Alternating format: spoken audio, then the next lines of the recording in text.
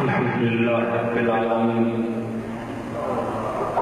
والصلاة والسلام علی سید الانبیاء والمرسلین وآلہ وصحبہ اجمعین اما بعد فاعوذ باللہ من الشیطان الرجیم بسم اللہ الرحمن الرحیم الا ان اولیاء اللہ لا خوف علیہم ولا هم يحزنون الذين آمنوا وكانوا يتقون لهم البشرى في الحياة الدنيا وفي الآخرة صدق الله مولانا العظيم إن الله وملائكته يصلون على النبي يا أيها الذين آمنوا صلوا عليه وسلموا تسليما اللهم صل على سيدنا ومولانا محمد وبارك وسلم وصل عليه الصلاة والسلام عليك يا رسول الله والصلاة والسلام عليك يا حبيب الله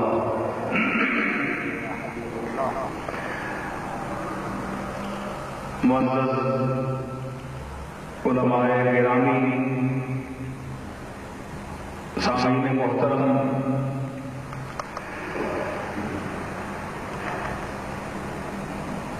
بالخصوص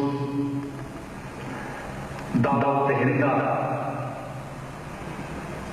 مولانا گلزار احمد نعیمی صاحب اس دعوت کے، اور پھر مولانا ریاض الدین صاحب مٹھیالوی نے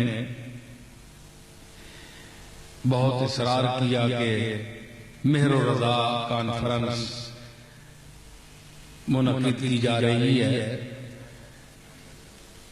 تو مولانا مفتی سلیمان صاحب بھی وہاں میرے پاس آئے تھے، تو میں نے ان کو دعوت دی کہ آپ بھی تشریف لائیں، اور علماء گرامی سب کے نام تو مجھے نہیں آتے، اور ہمارے ایک اور نسبت کے حوالے سے کہ میں ان سے کہا بھی کرتا ہوں کہ دنیا کی نسبتیں تو بڑی عارضی ہیں، لیکن جس نسبت سے میں ان کا خیال کرتا ہوں، ہمارے قدوسی صاحب، راحت قدوسی صاحب، تو حضرت عبدالقدوس گنگوئی رحمۃ اللہ علیہ کے نسبت سے ان کا تعلق ہے، تو اس حوالے سے میں ان کا احترام بھی کرتا ہوں، خیال بھی کرتا ہوں۔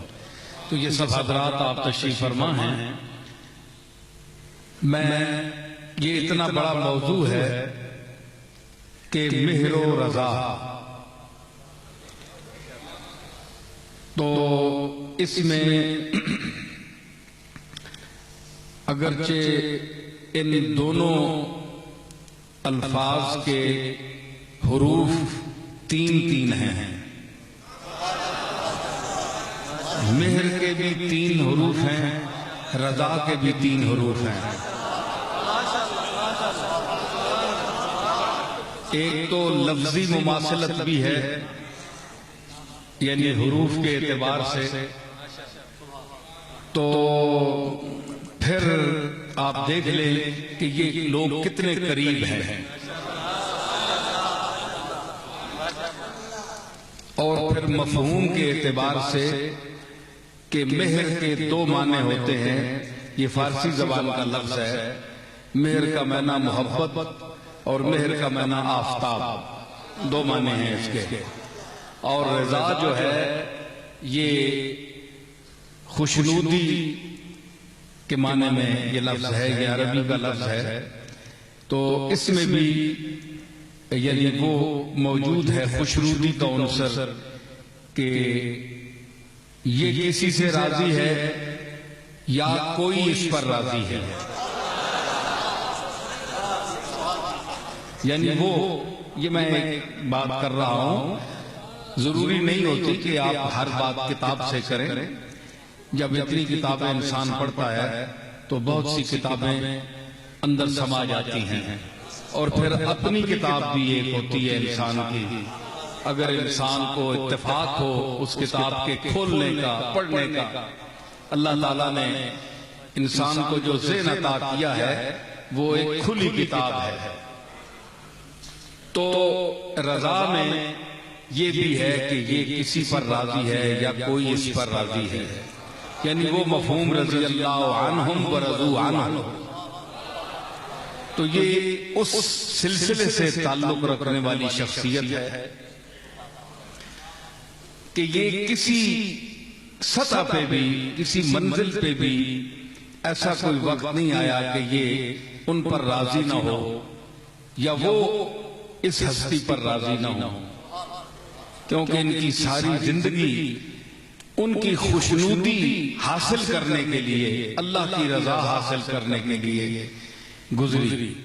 اور لفظ مہر جو ہے اس کا معنی محبت ہے. وہ تو انہوں نے اپنے ایک شعر میں یہ اس کی وضاحت کر دی تھی، مہر ہے ساری علی دی، مہر ہے ساری علی دی، شک نہ رہ گیا ایک ذرا. تو مہر جو ہے یہ ساری اہل بیت، صحابہ کرام، حضور علیہ الصلوۃ والسلام سے جو سراپا محبت ہے ان کا وجود ہی. تو یہ ایک مماثلت ہے، لفظی بھی معنوی بھی. حضرات، ان لوگوں کے ایام منانے کا مقصد ان کی تشہیر نہیں ہوتی کہ ہم ان کو شہرت دیں، بلکہ اس پیغام کو شہرت دیں جو پیغام انہوں نے دیا ہے. اور میں آپ کو بتاؤں کہ اسی پیغام کے صدقے اللہ تعالیٰ ان کو مشہور کرتا ہے. اور اللہ نے مشہور کیا کردار کے حوالے سے، پیغام کے حوالے سے. آپ حضور علیہ الصلوۃ والسلام کے عہد مقدس میں جتنے صحابہ تھے، آپ کے بعد تابعین، ائمہ، فقہاء جتنے گزرے ہیں، ہر شخص کو دیکھیں گے کہ وہ کسی وجہ سے مشہور ہے. اس کی وجہ شہرت کوئی اس کی صفت ہے، کردار ہے. کربلا میں جناب حسین کا کردار ہی ان کی وجہ شہرت بنا. نواسہ رسول ہونا اگرچہ بجائے خود ایک شرف ہے، اتنا بڑا شرف کہ اس شرف کی کوئی مثال نہیں، لیکن انہوں نے اس شرف پر اکتفا نہیں کیا، بلکہ جب وقت پڑا تو انہوں نے اپنی قربانی بھی پیش کی، اپنی صلاحیتیں بھی پیش کی اللہ کی بارگاہ میں. تو ان لوگوں کا ذکر، تذکرہ، یہ بجائے خود یہ دلیل ہے کہ انہوں نے ایسا پیغام چھوڑا ہے. اور حضرت مولانا فاضل بریلوی رحمت اللہ علیہ کی علمی شخصیت اور شعر و ادب میں ان کو جو انفرادیت حاصل ہے، ہر فن میں اللہ تعالیٰ نے ان کو نابغہ روزگار بنایا، بڑی صلاحیتوں سے نوازا. تو اس میں جہاں فقہ اور شریعت کے اصول اور پیغام دینے کا جہاں تک تعلق ہے، وہ تو ان کی کتابوں میں، تصانیف میں موجود ہے.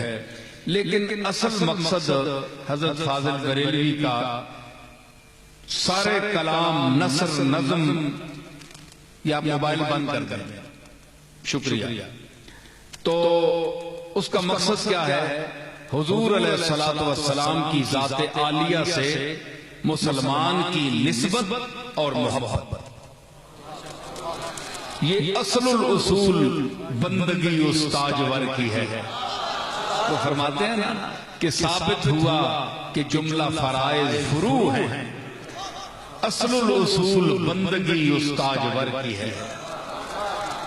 اب فرائض کو فروع کہنا،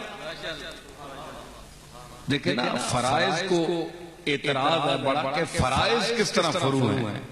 نماز فرائض میں سے ہے، حج فرائض میں سے ہے، زکوٰۃ فرائض میں سے ہے، تو فرائض فروع کس طرح ہیں؟ اصل جو ہے وہ تو جڑ ہے، فروع جو ہے وہ ٹہنیاں ہیں، فرائض تو اصل ہونے چاہیے۔ احمد رضا صاحب نے فرائض کو فروع کہہ دیا، حالانکہ فرائض اصل ہیں۔ علماء سن رہے ہیں؟ تو اعتراض پیدا ہوتا ہے کہ یہ بظاہر دین کے خلاف ہے، یہ بات شریعت کے خلاف ہے۔ تو غور کرنے سے پتہ چلتا ہے کہ جہاں سے احمد رضا بول رہے ہیں اس کا منشا یہ ہے کہ ثابت ہوا، یہ ثابت کا لفظ یوں نہیں لائے،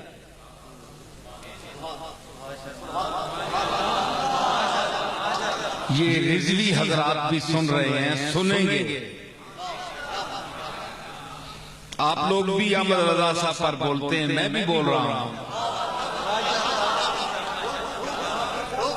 تو آپ دیکھیں کہ ایک شاعر ہونے کی حیثیت سے لفظوں کا برتنا میں جانتا ہوں، سمجھ آئی؟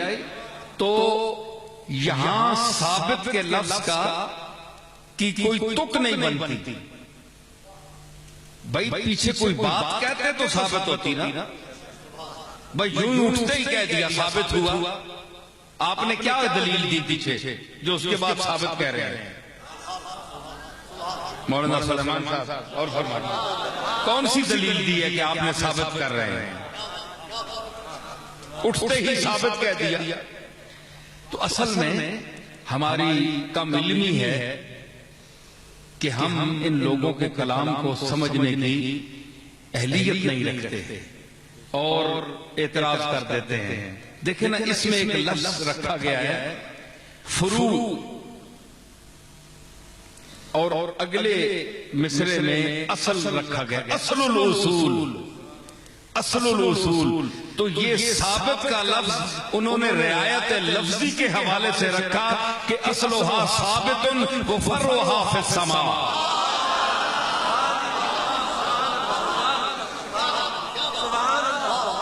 کیونکہ قرآن مجید میں یہ لفظ استعمال ہوا ہے، اصلها ثابت وفرعها فی السماء۔ تو فاضل بریلوی کی فاضلانہ جو انداز فکر تھا، انہوں نے شعر میں بھی قرآن کو نہیں چھوڑا، رعایت لفظی میں وہ ثابت اشارہ کر گئے کہ میں اشارہ دے رہا ہوں اس آیت کی طرف، اصلها ثابت، فرمایا کہ ثابت ہوا کہ جملہ فرائض فروع ہیں۔ اب فرائض کس طرح فروع ہیں؟ فرائض تو اصل ہے، نماز دین کی اصل ہے، حج اصل ہے، زکوٰۃ اصل ہے، روزہ اصل ہے، تو ان کو فروع کہہ دیا۔ ٹہنی آئیں گے تو اصل کوئی اور چیز ہے، حالانکہ ان کو اصل بتایا گیا ہے قرآن شریعت میں۔ تو کوئی اعتراض کر سکتا ہے کہ یہ فاضل بریلوی کا تصرف ہے دین میں کہ انہوں نے یہ کیا کہہ دیا۔ ان کو غور کرنا چاہیے کہ یہ فرائض اگرچہ ایک اعتبار سے اصل ہے، ایک اعتبار سے ان کا شریعت میں درجہ اصل ہے، لیکن اصل بات یہ ہے کہ ایک اور اصل ہے جو ان کو ماننے یا منوانے کی اصل ہے۔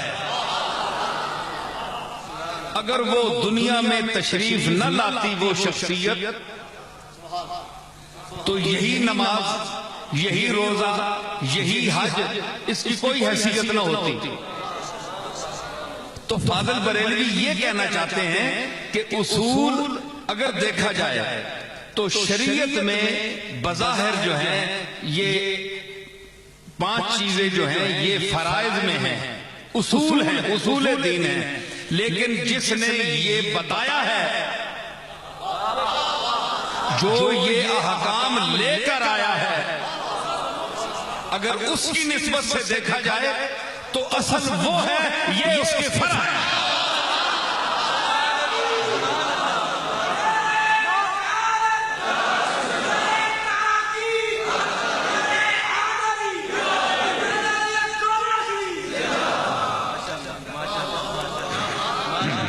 سمجھ آئی نا؟ تو اب ثابت ہوا، میں ایک اپنا ایک مصرع ہے اس پر میں لگایا ہے۔ مولانا فرماتے ہیں کہ ثابت ہوا کہ جملہ فرائض فروع ہیں۔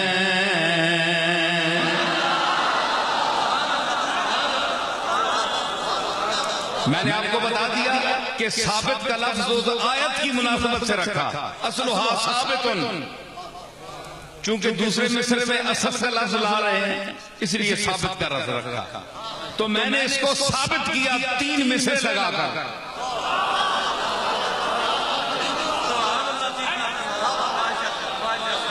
میں نے عرض کی صوم و صلاۃ ہیں کہ سجود و رکوع ہیں،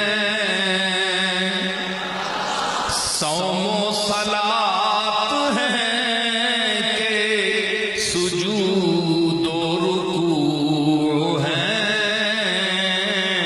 ہر چند شرع میں یہ اہم الوقوع ہیں،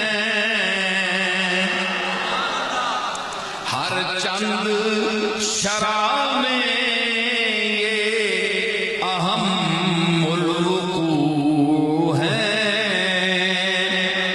صوم و صلاۃ ہیں کہ سجود و رکوع ہیں، ہر چند شرع میں یہ اہم الوقوع ہیں۔ مصرع دے رہا ہوں، حب نبی نہ ہو یہ سب لانفو ہیں، حب نبی نہ ہو تو یہ سب لانفو ہیں، ثابت ہوا کہ جملہ فرائض فروع ہیں۔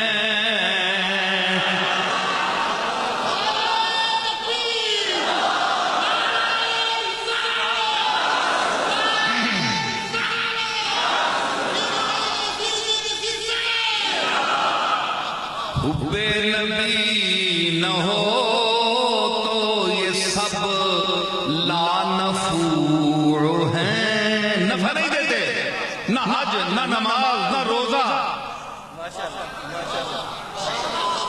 اب چوتھا مصرع دیکھیں، ثابت ہوا کہ جملہ فرائض فروع ہیں، اور اصل الاصول بندگی اس تاجور کی ہے، اصل الاصول بندگی۔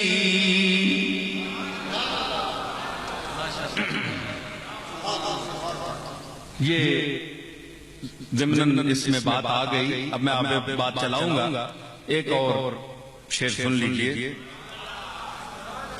فرماتے ہیں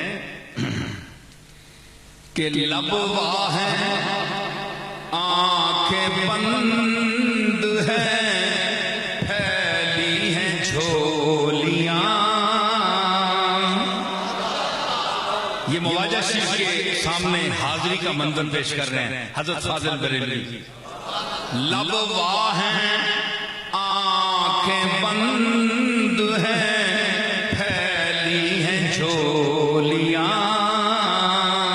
مصرع دیکھیں کہ سر پر سجا کے ہم دو ثنا کی گھڑولیاں، سر پر سجا کے ہم دو ثنا کی گھڑولیاں، وہ عاشقوں کی بھیڑ وہ لہجے وہ بولیاں، وہ عاشقوں کی بھیڑ وہ لہجے وہ بولیاں جالی کے سامنے وہ فقیروں کی ٹولیاں جالی کے سامنے وہ فقیروں کی ٹولیاں عالم واہ ہے آنکھیں بند ہیں پھیلی ہیں جھولیاں کتنے مزے کی بھیک تیرے پاک در کی ہے کتنے مزے کی بھیک تیرے پاک در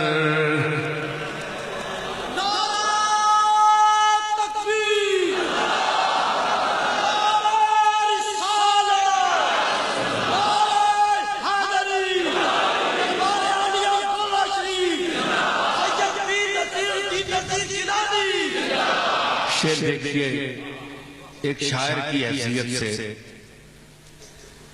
اس بریلی کے نابغہ روزگار شخصیت کی بارگاہ میں میں خراج تحسین پیش کرتا ہوں. کیا زبان کا شعر کہا, کیا لطف ہے تمہیں, میں پیش کر رہا ہوں. اگرچہ میں بریلی کا نہیں ہوں لیکن بریلی کی زبان میرے رگ و پے میں موجود ہے.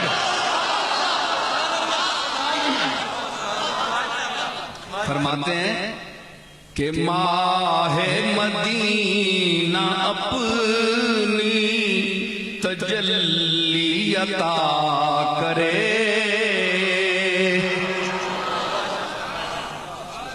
ماہ مدینہ اپنی تجلی عطا کرے. مصرے میرے دیکھیے جاں وار دوں یہ کام جو میرا صبا کرے جاں وار دوں یہ کام جو میرا صبا کرے سلام شوق یہ پیش التجا کرے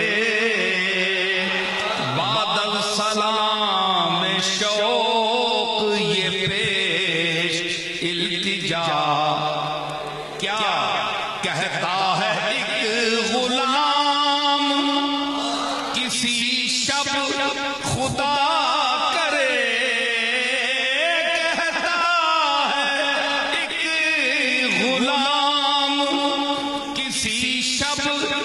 خدا کرے ماہ مدینہ اپنی تجلی عطا کرے. ارے یہ ڈھلتی چاندنی تو پہر دوپہر کی ہے یہ ڈھلتی چاندنی تو پہر دوپہر کی ہے.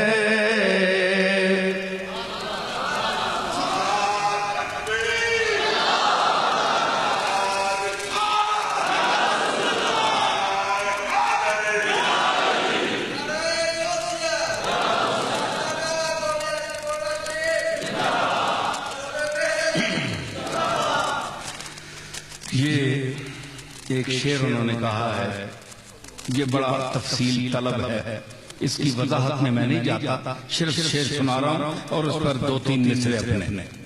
اس کے بعد میں حضرت پیر صاحب کی طرف آؤں گا. فرماتے ہیں کہ میں کوہنازادے خانہ ہوں صورت لکھی ہوئی میں پرانا غلام ہوں گھر کا خانہ دار جو جدی پشتی میرے ماں باپ اوپر سے خانہ دار اس کو کہتے ہیں جس کے باپ دادا اسی گھر میں پیدا ہوں وہیں بوڑھے ہوں وہیں مر جائیں اور اس کی اولاد پھر پیدا ہو بچپن گزرے، لڑکپن گزرے، شباب گزرے، بڑھاپا گزرے، کہولت گزرے، اس کے بعد وہ بھی مر جائے اسی گھر میں، پھر اس کی اولاد پیدا ہو، پھر وہ بھی اسی طرح وقت گزارے، وہ بھی وہیں مرے۔ احمد رضا کہتے ہیں کملی والے میں تیرا وہ غلام ہوں جو خانہ زاد ہے، آدم سے لے کر احمد رضا کے والد تک جتنی پشتیں گزری ہیں، میں خانہ زاد کوہنا ہوں۔ کوہنا پرانا، اے نوا نوا نہیں آیا، اے نوا نوا سنی نہیں پڑیا، پرانا جتی پشتی ٹکڑے تے روٹیاں کھانے والا تیرے دروازے دا، میری گردن میں بھی ہے دور کا ڈورا تیرا، تجھ سے در سے ہے سگ، سگ سے ہے مجھ کو نسبت، ارے میری گردن میں بھی ہے دور کا ڈورا تیرا۔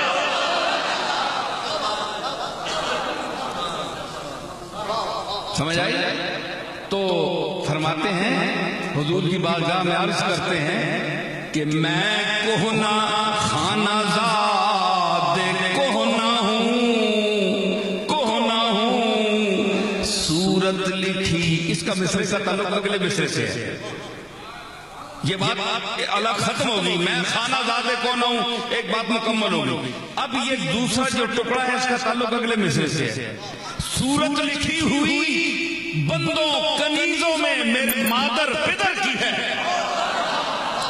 قیامت تک میری جتنی پشتیں گزری ہیں، کملی والے تیرے غلاموں، میرا باپ، میرا دادا، میرا پردادا تیرا غلام چلا آ رہا ہے،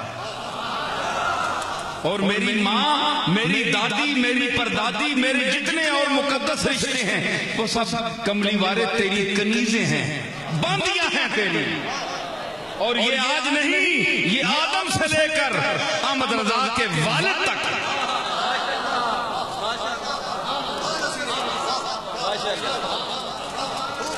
اور صورت لکھی ہوئی، میں نے ایک خطاب میں یہ بیان کیا تھا بھائی یہ محاورہ نہیں ہے، صورت لکھنا، صورت دیکھنا تو محاورہ ہے، لیکن صورت لکھنا کیا ہے؟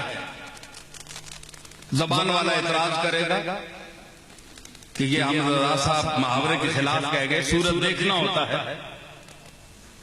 یہ صورت لکھنا کیا ہے؟ لفظ لکھنا ہوتا ہے، حرف لکھنا ہوتا ہے، جملہ لکھنا ہوتا ہے، سطر لکھنی ہوتی ہے، خط لکھنا ہوتا ہے۔ صورت لکھنا کوئی محاورہ نہیں ہے، ساری لوگیں اٹھا لیں۔ اصل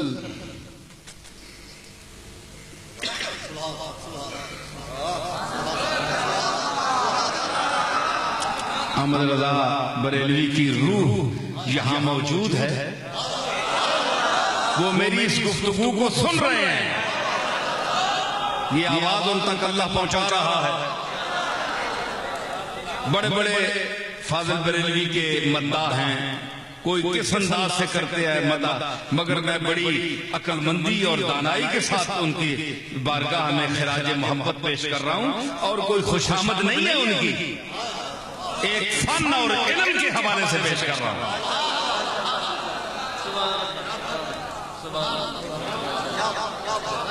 میں خود بھی بڑے ٹیکن آدمی ہیں، ایسی گل کوئی نہیں، ایسی گل ہے۔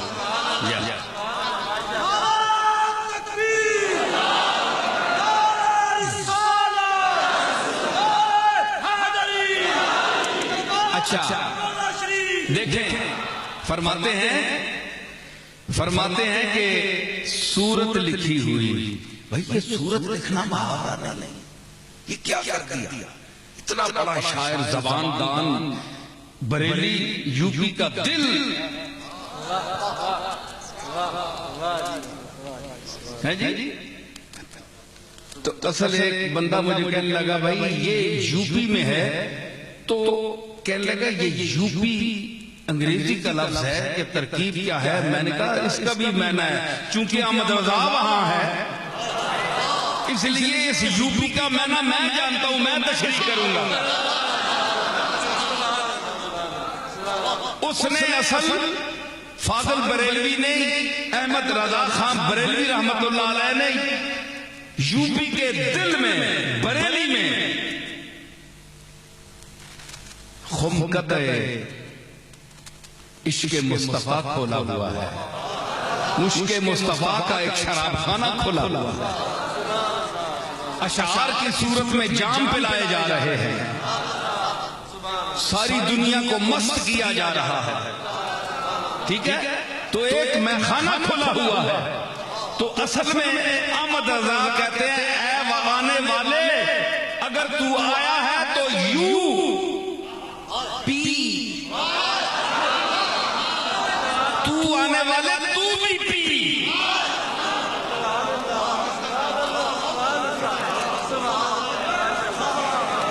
اس میں بھی دعوت دے رہے ہیں، جو شراب خانہ میں نے کھولا ہے عشق رسول کا، تو بھی پی۔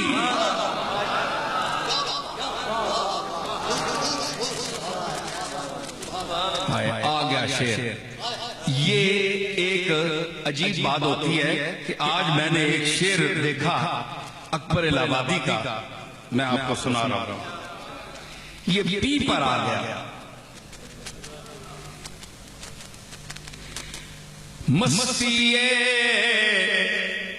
موسم میں کہتا ہے پپیہا پی کہاں،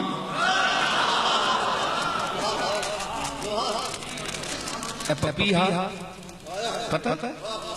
تو یہ موسم کی مستی جب باہر آتی ہے تو پپیہا بولتا ہے تو وہ کیا کہتا ہے؟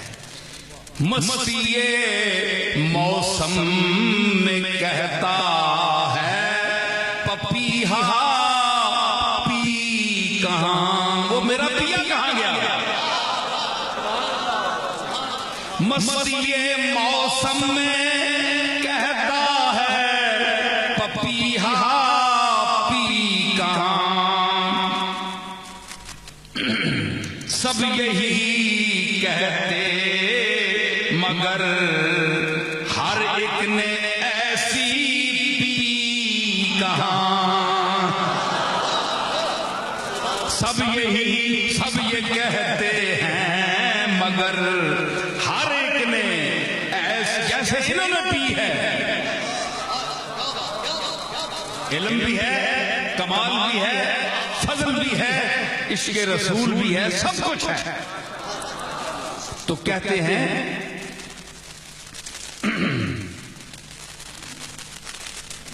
ہاں کیا میں پیش کر رہا تھا؟ میں خانہ زادِ صورت لکھی ہوئی، کوئی یاد کر رکھا کرو نا گل۔ یا ایھا الانسان ما غرک بربک الکریم الذی خلقک فسواک فعدلک فی ای صورت ما شاء رکبک۔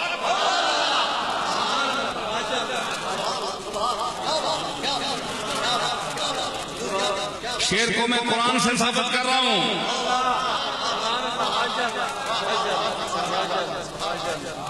کہ یہ محاورہ خلاف ہے۔ فی ای صورت، اے انسان تجھے اپنے مالک سے کس نے غافل کر دیا؟ الذی خلقک، جس نے تجھے پیدا کیا، الذی خلقک فسواک، تیرے اعضاء سیدھے کیے، فعدلک، استوا پیدا کی ان میں، موزونیت پیدا کی، مناسب تھا تو متناسب الاعضاء بنایا، اگر تو مناسب تھا تو متناسب الاعضاء بنایا،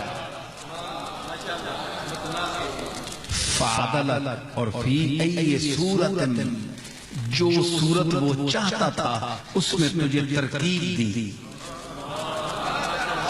ترکیب دیا۔ دیکھیں ترکیب کیا ہوتی ہے؟ ترکیب ایک تو ناوی ترکیب ہے، یہ بیٹھے ہیں مولوی، یہ ناوی ترکیب عبارت کی پیش کرتے ہیں کہ کون سی چیز کہاں ہے اور کس کو کیسے ہونا چاہیے۔ ترکیب کا یہ معنی ہے، مفہوم یہ ہوتا ہے کہ یہ لفظ اب بسم اللہ الرحمن الرحیم بے جارہ ہے، یہ حرف جار ہے. باؤ تاؤ کافو لامو واؤ منزو مزخلا ربا ہاشا من عدافی یانا لا حتی الہ. تو یہ حروف جارہ ہیں، تو بے جو ہے یہ جر دیتی ہے. اب بسم اللہ کہہ سکتے ہیں، بسم اللہ یا بسم اللہ نہیں کہہ سکتے آپ. ٹھیک ہے نا؟ تو یہ کس کو کیسے پڑھنا ہے؟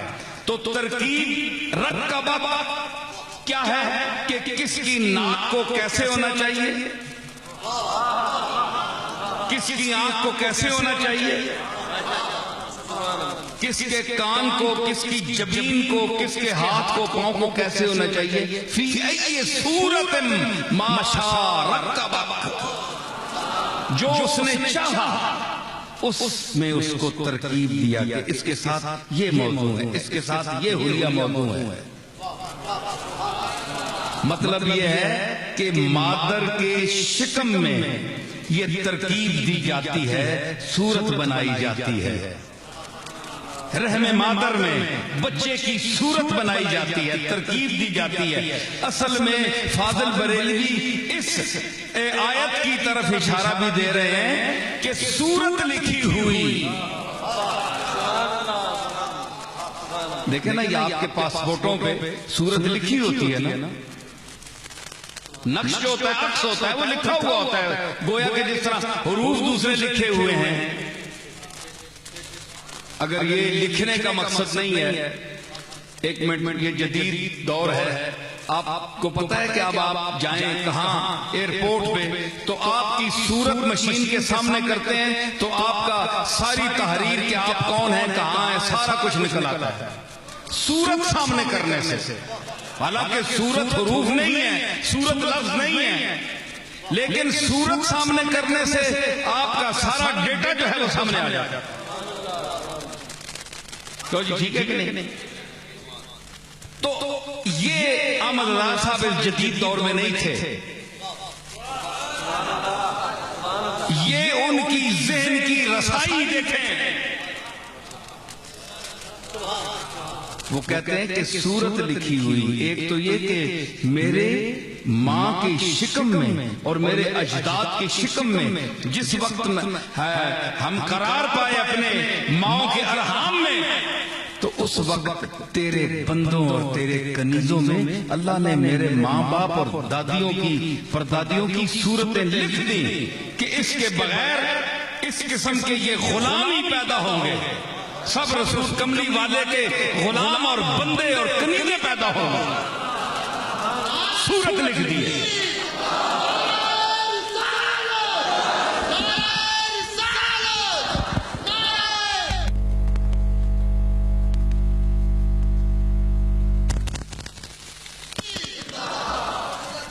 صورت لکھی ہوئی، سمجھ آ گئی؟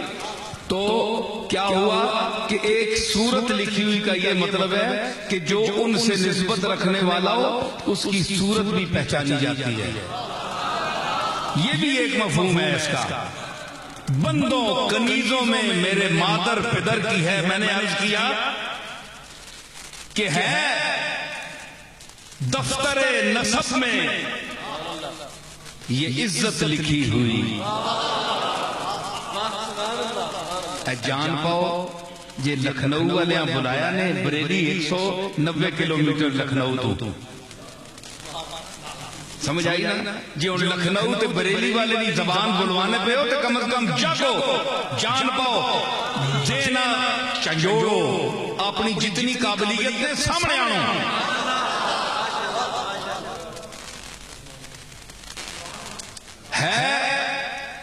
ہے دفتر نسب میں یہ عزت لکھی ہوئی، ارتاس وقت پر ہے یہ خدمت لکھی ہوئی. ارتاس وقت پر ہے یہ خدمت لکھی ہوئی. پشتوں سے گھر میں ہے یہ عبارت پشتوں سے ہے یہ گھر میں عبارت کے کیا عبارت لکھی ہوئی ہے کہ میں خانہ زاد کوہنا ہوں صورت لکھی ہوئی بندوں کنیزوں میں میرے مادر پدر کی ہے. یہ دیکھا یہ حضرت فاضل بریلوی.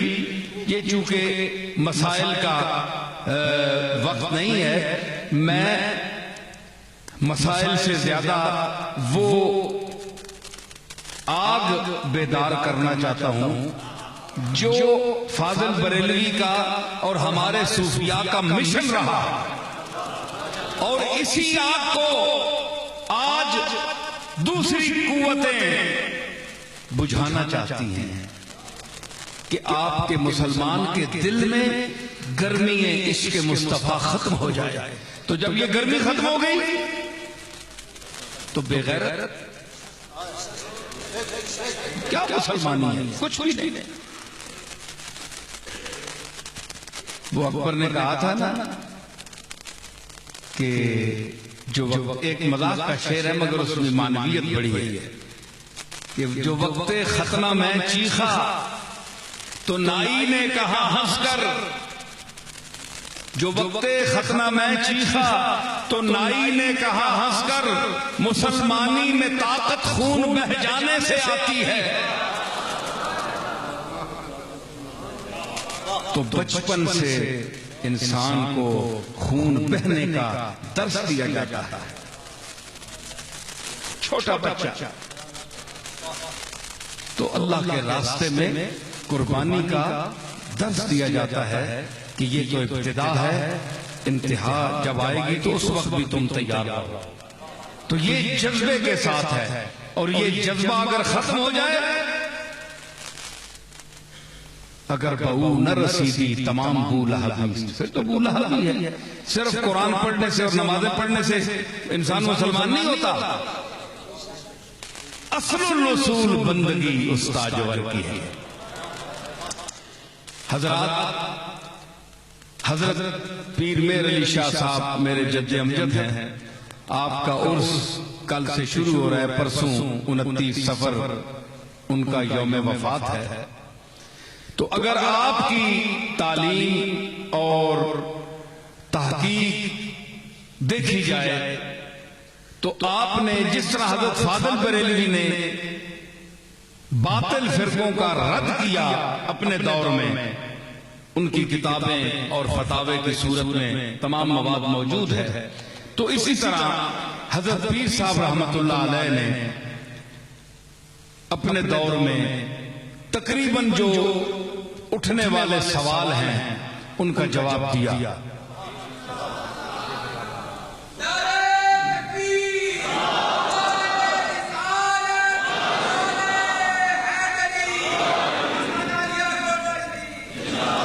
دیکھیں آج کل کا ایک اہم موضوع کیا ہے کہ یہ جہاد کا فلسفہ کیا ہے. اور جہاد میں نے ایک انٹرویو میں بھی اس پر دینی حوالے سے گفتگو کی ہے. تو یہ ہے کہ 2-4 آدمی 10 آدمی 50 آدمی 1000-2000 آدمی لاٹھیاں لے کر بندوق پستول لے کر بارڈر پہ چلے جائیں اور کچھ تو خون کریں قتل کریں. تو کیا اس کی شرعی حیثیت کیا ہے؟ قرآن و سنت کے حوالے سے ہمارے فقہا کے نزدیک 1400 سال پر محیط جو عرصہ گزرا ہے اس میں اس کی کیا حیثیت ہے؟ بغیر امیر کے سربراہ کی اجازت کے ہر شخص ڈنڈے لے کر اٹھ پڑا ہو تو کیا اس کی کوئی حیثیت ہے؟ تو اس پر پیر میر علی شاہ صاحب کا تبصرہ دیکھیں. سن 37 میں آپ کا وصال ہوا. 1937 میں آج سے بہت پہلے 70-80 سال. اور یہ جو استفتاح ہے یہ تقریباً 90-100 سال پہلے کا ہے. تو یہ بڑا عجیب سوال ہے اور اس دور کے لیے اہم.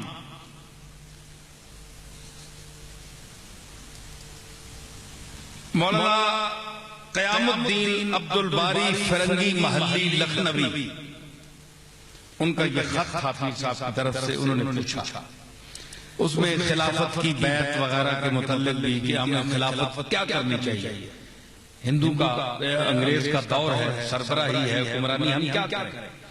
تو پیر صاحب نے لکھا،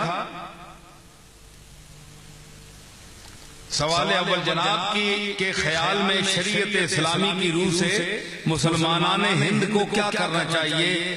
اگر حمایت اسلام ان پر فرض ہے تو بے دست و پا مسلمان جو مادی قوت نہیں رکھتے بے دست و پا حمایت کا کیا طریقہ اختیار کریں؟ طاقت ہی نہیں انگریز کے ساتھ لڑنے کی، تو اب یہ کیا کریں؟ پیر صاحب نے ساری تفصیل قرآنی آیات لکھ کر آگے فرماتے ہیں، مدار حکم لیستخلفنہم فی الارض، اور ظاہر ہے کہ ارشاد جہاد کریمہ سیف کا تعلق سلاطین اسلام و اصحاب جمعیت سے ہے. مطلب کیا ہے؟ ان کی عبارت بھی ذرا مشکل ہوتی ہے، ذرا سمجھیں، اس کے لیے بھی علم چاہیے. وہ فرماتے ہیں کہ اللہ تعالیٰ نے فرمایا لیستخلفنہم فی الارض، کہ ان کو البتہ یقیناً ضرور میں زمین میں خلافت دوں گا. تو یہ خطاب جو ہے تاکید کے ساتھ جو اللہ نے خطاب فرمایا ہے، یہ سلاطین اسلام اور اصحاب جمعیت جو سارے قوم کو اکٹھے کرنے کا جو سبب ہیں، امیر ہیں، بادشاہ ہیں، ان کی طرف اللہ نے اشارہ فرمایا ہے، ان کو خلافت میں دوں گا. ٹھیک ہے نا؟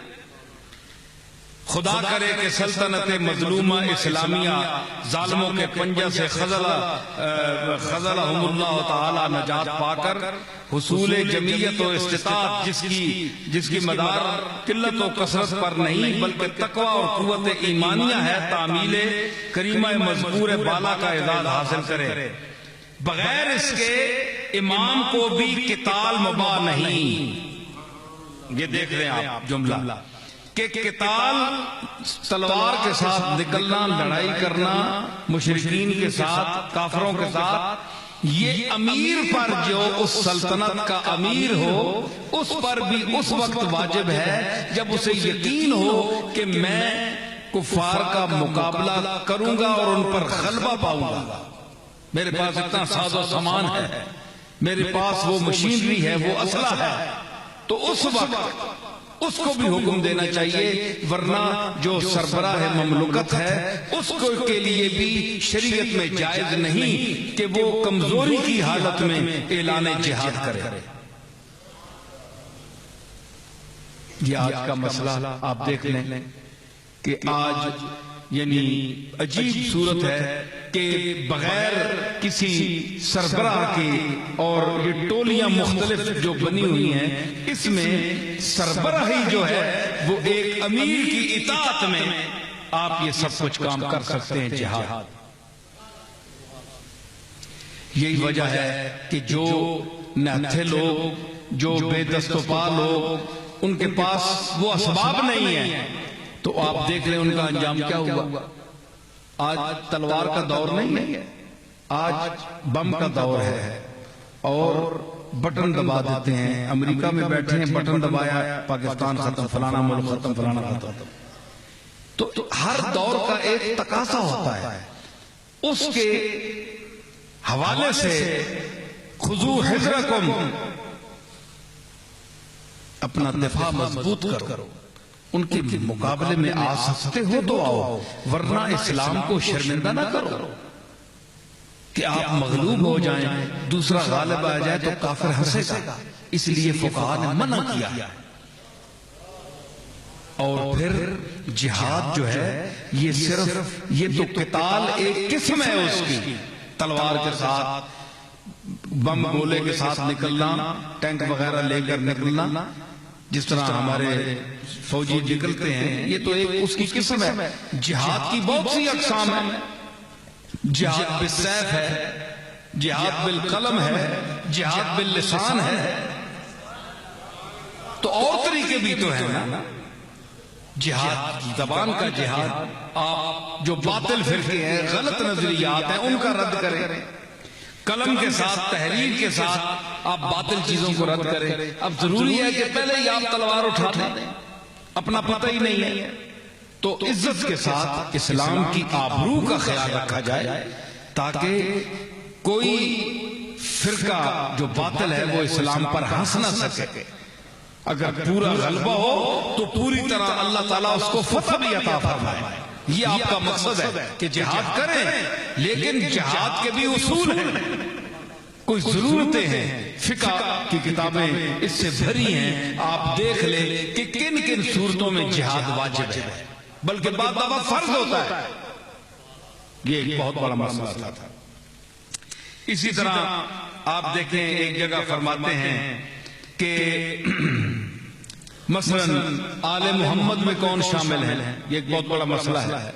تو فرمایا کہ اللہم صلی علی محمد وعلی آل محمد، تو اس میں ہر نیک اور متبع جو حضور کا اتباع کرنے والا انسان ہے، یعنی دو چار چیزوں کا اتباع، مکمل اسوہ حسنہ کا جو اتباع کرنا ہے وہ اس آل میں داخل ہے. اور اس کے علاوہ پھر جہاں جہاں جو معنی مراد ہوگا اس مناسبت سے آل کا معنی ہوگا. آل ہی و صحب ہی اجمعین، تو آل سے مراد، کیونکہ واو عطفہ ہے تو آل سے مراد اولاد رسول ہوگی. تو اس کے بعد وصحب ہی، تو اس سے مراد صحابہ کرام ہوں گے. تو جس طرح کرینہ موقع آئے گا اس طرح ہوگا. لیکن دروشی میں جو ہے آل جنرل جو ہے، یہ ہر متبع اور نیک انسان جو حضور کا متبع ہے وہ اس میں داخل ہے. اسی طرح آپ کے یعنی حضور کی مسئلہ بشریت میں کہ آپ کو بشر کہا جا سکتا ہے، یہ فتویٰ پوچھا گیا. تو آپ نے فرمایا کہ بشر میرے نزدیک، قرآنی تعلیمات کے نزدیک بشر کا بہت مرتبہ اونچا ہے، کیونکہ اسی کے سامنے فرشتوں کو حکم دیا گیا کہ تم سجدہ کرو. ٹھیک ہے نا؟ تو بشر کا بڑا مقام ہے. لیکن عرف عام میں بشر اس ڈھانچے کو کہتے ہیں، یہ جو عام لوگ بیٹھے ہیں بشریت کا اطلاق اس پر ہوتا ہے. تو حضور علیہ السلام، اگر کوئی کامل اور اکمل انسان حضور علیہ السلام کے اس میں گرامی کے ساتھ بشر کا لفظ لگائے بغیر کسی اعزازی لفظ کے، تو وہ لگا سکتا ہے، بشر کہہ سکتا ہے. بہت اونچا آدمی جو حضور کے مقام اور احترام کو سمجھتا ہو اور لفظ بشر کا مفہوم بھی سمجھتا ہو کہ میں کن معنوں میں یہ لے رہا ہوں. ورنہ عوام کے لیے پیر میر علی شاہ صاحب نے یہ فتویٰ دیا کہ صرف حضور کو بشر نہیں کہنا چاہیے، ہم لوگ عام لوگ جو ہیں، ہم نے اگر کہنا ہے تو آپ کو سید البشر، فخر البشر، سید البشر، سمجھ آئی؟ عالم البشر، افضل البشر، کوئی لفظ لگا کر کے بشر کے جو بشریت ہے، بشر کے سردار ہیں. تو میں نے، میری ایک غزل تھی تو فی البدی اس میں نے شعر کہے تھے، تو مجھے اپنا مقطع یاد آ رہا ہے کہ پیر صاحب نے فرمایا نا کہ اس کا مفہوم جو ہے وہ اصل میں بشر کا وہ بڑا معزز مفہوم ہے. بشر کوئی عام چیز نہیں ہے، بشر کا بہت بڑا مقام ہے. لیکن عام جو لوگ ہیں وہ سمجھتے ہیں ہم بھی ان جیسے بشر ہیں، تو یہ غلط بات ہے، یہ غلط ہے. تو اس لیے یہ لفظ لگانا چاہیے. اور پھر اس پر میں نے بھی اسی مفہوم کو ادا کیا اور یہ نور بشر کا جھگڑا میں نے مٹانے کی کوشش کی تھی. شعر سنیے، شعر ویسے شعر نہیں ہے، اس میں مفہوم ہے، ایک مسئلہ ہے. ان کو ڈھالا گیا جب پیکر خاکی میں نصیر، بشریت کے ڈھانچے میں حضور کو ان کو ڈھالا گیا جب پیکر خاکی میں نصیر، نور ہوتا رہا قربان بشر ہونے تک.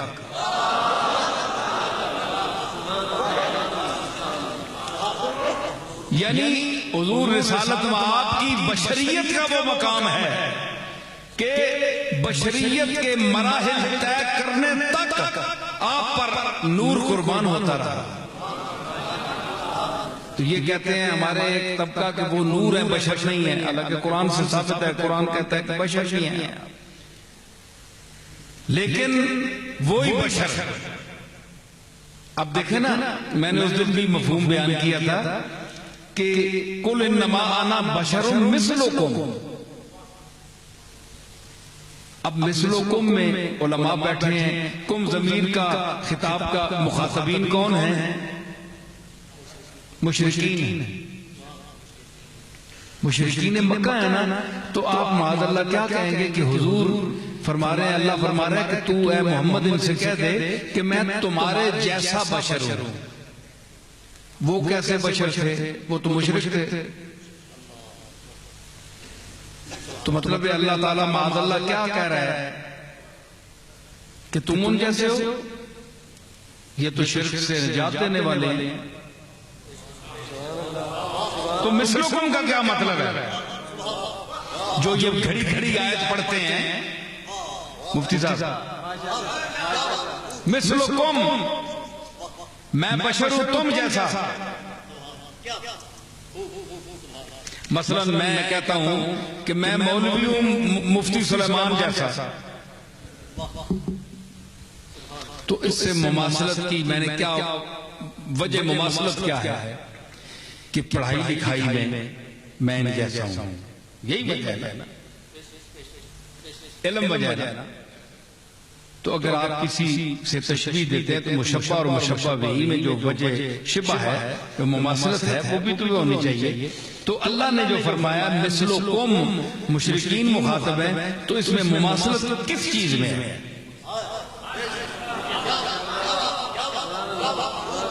اگر ان کے عقیدے میں ہے تو معاذ اللہ جو یہ سمجھ کر کہتا ہے وہ دار اسلام سے خارج ہے خود، کہ معاذ اللہ حضور کو بھی وہ مشرک سمجھ رہا ہے. مثلکم جو کہہ رہا ہے اللہ، تو مثلکم کا مطلب کیا ہے کہ یہ ناک، کان، آنکھ جو ظاہر نظر آتی ہے، اعضاء کا ڈھانچہ، اس میں تو بھی ان جیسا ہی نظر آتا ہے. تیرا بھی ایک ہی ناک ہے، دو آنکھیں ہیں، دو ابرو ہیں، دو اگرچہ وہ دو ابرو کوس مثال دسن. یہ اور بات ہے. جیسی نوکے میاد تیر چھٹن، یہ اور بات ہے. لیکن دو ابرو تیرے بھی ہیں، دو آنکھیں بھی ہیں تیری، دو کان ہیں، دو ہاتھ ہیں، دو پاؤں ہیں. تو یہ جو اعضاء کی ظاہری شکل ہے، اس میں تو ان کا مثل ہے. یہ بات ہے، سمجھ آئی نا. اگرچہ اس میں بھی یہ صرف نظر آنے کے حساب سے حضور کی مماثلت ہے، اصل میں نہیں ہے. حضور کا جوہر اور ہے. ٹھیک ہے نا. تو یہ بڑا بریک مسئلہ ہے. تو اٹھا کر اس آیت کو ہر جگہ پڑھ دینا، اس کے لیے بھی سمجھ چاہیے اور بڑا علم چاہیے. ذات کو دیکھنا چاہیے کہ کون سی ذات مخاطب ہے، کس کے بارے میں بات کیا. حضرت پیر صاحب نے اپنے دور میں یہ، میں کچھ ویسے چیزیں ایک دو لایا ہوں. اب ہم مثلا اوراد پڑھتے ہیں، قصیدہ غوثیہ پڑھتے ہیں، قصیدہ بردہ پڑھتے ہیں، لوگ بہت سے قصیدے پڑھتے ہیں. تو کسی نے پوچھا تو فرمایا کہ یہ جو لوگ یہ قصیدے پڑھنے پر اکتفا کرتے ہیں، ان کو سوچنا چاہیے کہ جنہوں نے قصیدے لکھے ہیں وہ خود کیا پڑھتے تھے. کیا اپنے قصیدے لکھے ہوئے پڑھتے تھے؟ کیا درس دیا انہوں نے؟ سنیں آپ کہ مطلب ہے کہ قرآن مجید کی تلاوت کریں. وہ جنہوں نے قصیدے لکھے ہیں وہ خود قرآن پڑھتے تھے، حدیث پڑھتے تھے، قرآن مجید کی تلاوت کرتے تھے، تفسیریں پڑھتے تھے. شریعت پڑھ کے اس پر عمل کرتے تھے، یہ تو ان کے ذوق کی ایک چیز ہے، تم نے اس کو وظیفہ بنا دیا، شریعت کی طرف مائل کیا لوگوں کو۔ میری بات سمجھی آپ نے؟ یہ ذرا کچھ ذوق کی میں نے چیزیں آپ کو سنا دی ہیں، شعر بھی طرز سے سنا دیے، ذوق بھی پیدا۔ اب ذرا یہ تعلیم کی بات بھی سنیں تھوڑی سی۔ اپنے خاندان کے کسی ملفوظ نمبر 119 ہے، تو یہ ملفوظات میری سے میں پڑھ رہا ہوں۔ کسی ایک نوجوان کو اپنے خاندان کے کسی لڑکے کو، نوجوان کو بیعت فرمائی، تو اس نے فرمایا، آپ نے فرمایا، مشرف فرما کر ہدایت فرمائی کہ جب تک بزرگی کا غرور سر سے باہر نہیں نکالو گے، بزرگ حقیقی کی بارگاہ میں بار نہیں پا سکو گے۔ کہ تم بڑے خاندان کی ہو، بڑے کسی پیر صاحب کی اولاد ہو، کسی بڑے علامہ کی اولاد ہو، تو تمہارا یہ بہت بڑا شرف ہے، تو تم یہ ہو، تم فلاں ہو، تم فلاں خاندان کی ہو۔ یہ جو غرور ہے نا، یہ تکبر جو ہے، یہ جب تک اپنے سر سے نہیں نکالو گے، اس وقت تک اس بارگاہ میں بار نہیں پا سکو گے۔ عاجزی اختیار کرو، اس شرف کے ہوتے ہوئے بھی اپنے آپ کو کم ترین خلائق سمجھو، ہر دوسرے سے اپنے آپ کو گھٹیا اور کم تر سمجھو، تواضع رکھو۔ اور پھر فرمایا کہ بنی آدم کے شرف کا اعتبار اس کے احساب اعمال سے ہے، نہ محض انتساب نسب سے۔ کہ انسان کا جو ایک معیار فضیلت ہے، یہ قرآن کا مفہوم ہے، ان اکرمکم عند اللہ اتقاکم۔ یا ایھا الناس انا خلقناکم من ذکر و انثی وجعلناکم شعوبا وقبائل لتعارفوا ان اکرمکم عند اللہ اتقاکم۔ تو حضرت پیر صاحب اسی کے مفہوم کو ادا کر رہے ہیں کہ تم، انسان کا شرف اعمال سے ہے۔ کوئی خاص بات ہو، احساب حسب میں بہت سی چیزیں آتی ہیں، علم آتا ہے، شرف آتا ہے، کمالات آتے ہیں، جو کمالات اللہ نے عطا فرمائے ہیں، پھر انسان نے جو کوشش کی ہے، علم حاصل کیا ہے، کوئی جوہر، کوئی کمال حاصل کیا ہے، تو اس کی وجہ سے ہوتی ہے، نہ کہ صرف محض نسب سے، صرف ایک عالی خاندان میں پیدا ہونے سے کچھ نہیں ہوتا۔ جب تک انسان وَلَهَا مَا كَسَبَتْ وَعَلَيْهَا مَا اكْتَسَبَتْ، تو کسب جو ہے یہ ضروری ہے۔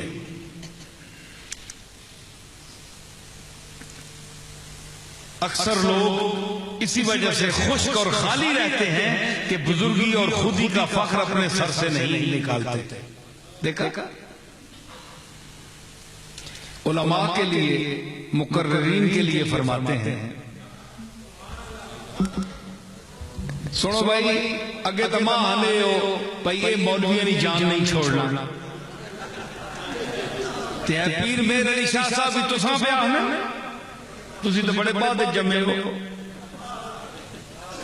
سارے حضرات، خطیب، مولوی، جتنے حضرات ہیں، دیکھیں ایک جنرل بات ہے، کوئی انہوں نے کسی کا نام لے کر تو نہیں کہا، انہوں نے ایک بات کہی ہے، مشائخ کے، صوفیاء کے متعلق بھی انہوں نے کہا ہے، جس طرح پیرزادوں کے متعلق کہا ہے، صاحبزادوں کے متعلق بھی میں نے پیش کیا ہے، کہا ہے اس کو۔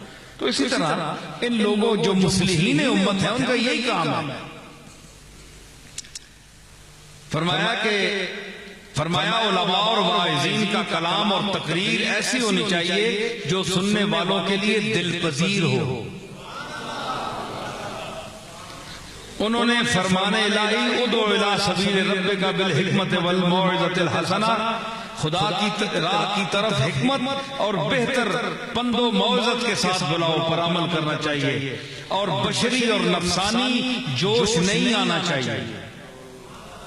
جبکہ آج کل یہ فساد انگیز تقاریر اور فرقہ واریت پھیلانے کے لیے جو تقریریں ہوتی ہیں، کفر کا فتویٰ ہوتا ہے، گالی گلوچ ہوتی ہے، یہ سب چیزیں خواہش نفسانی کے تحت ہوتی ہیں.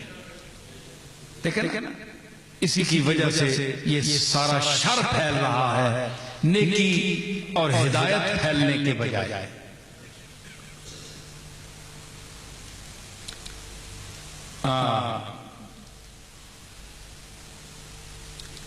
مطلب ہے کہ ہر آدمی کو، پھر آگے اس کا مفہوم جو ہے وہ فرماتے ہیں کہ ہر آدمی کو آپ بلائیں اگر وہ آپ کے مسلک اور طریقے کے دلیل کے خلاف ہے، سمجھیں کہ یہ بندہ اس کی عقیدہ ٹھیک نہیں ہے، تو اس پر آپ دلیلیں پیش کریں. علم پہلے ہوگا تو دلیل پیش کریں گے نا. علم ہی نہیں ہے تو دلیل کیا دیں گے؟ دلیل علم نہیں ہے تو آپ نے ڈنڈے ہی مارنے ہیں، فساد ہی کرنا ہے، جہاد ہی کرنا ہے.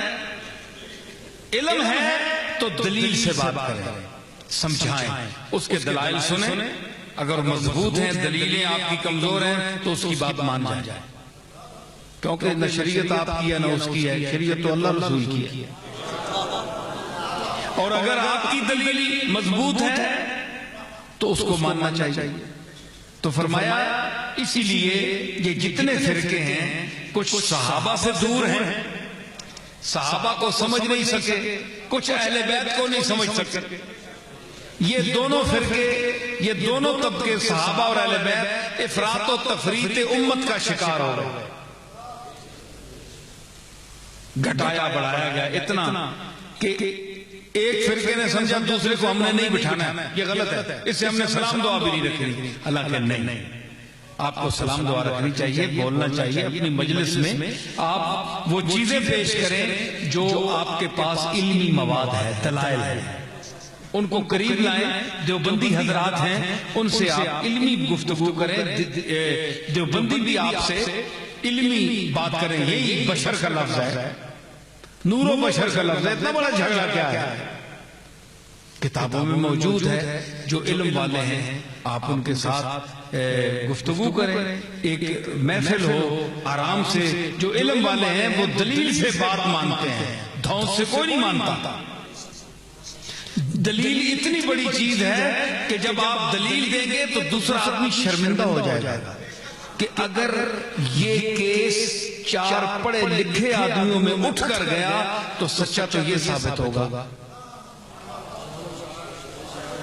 اگر ججوں کا ایک پینل بھی بیٹھے گا تو وہ فیصلہ اس کے حق میں دے گا. میں تو شرمندہ ہو جاؤں گا. دلیل کا کمزور ہونا اتنے بڑی چیز ہے کہ وہ اندر سے انسان مر جاتا ہے.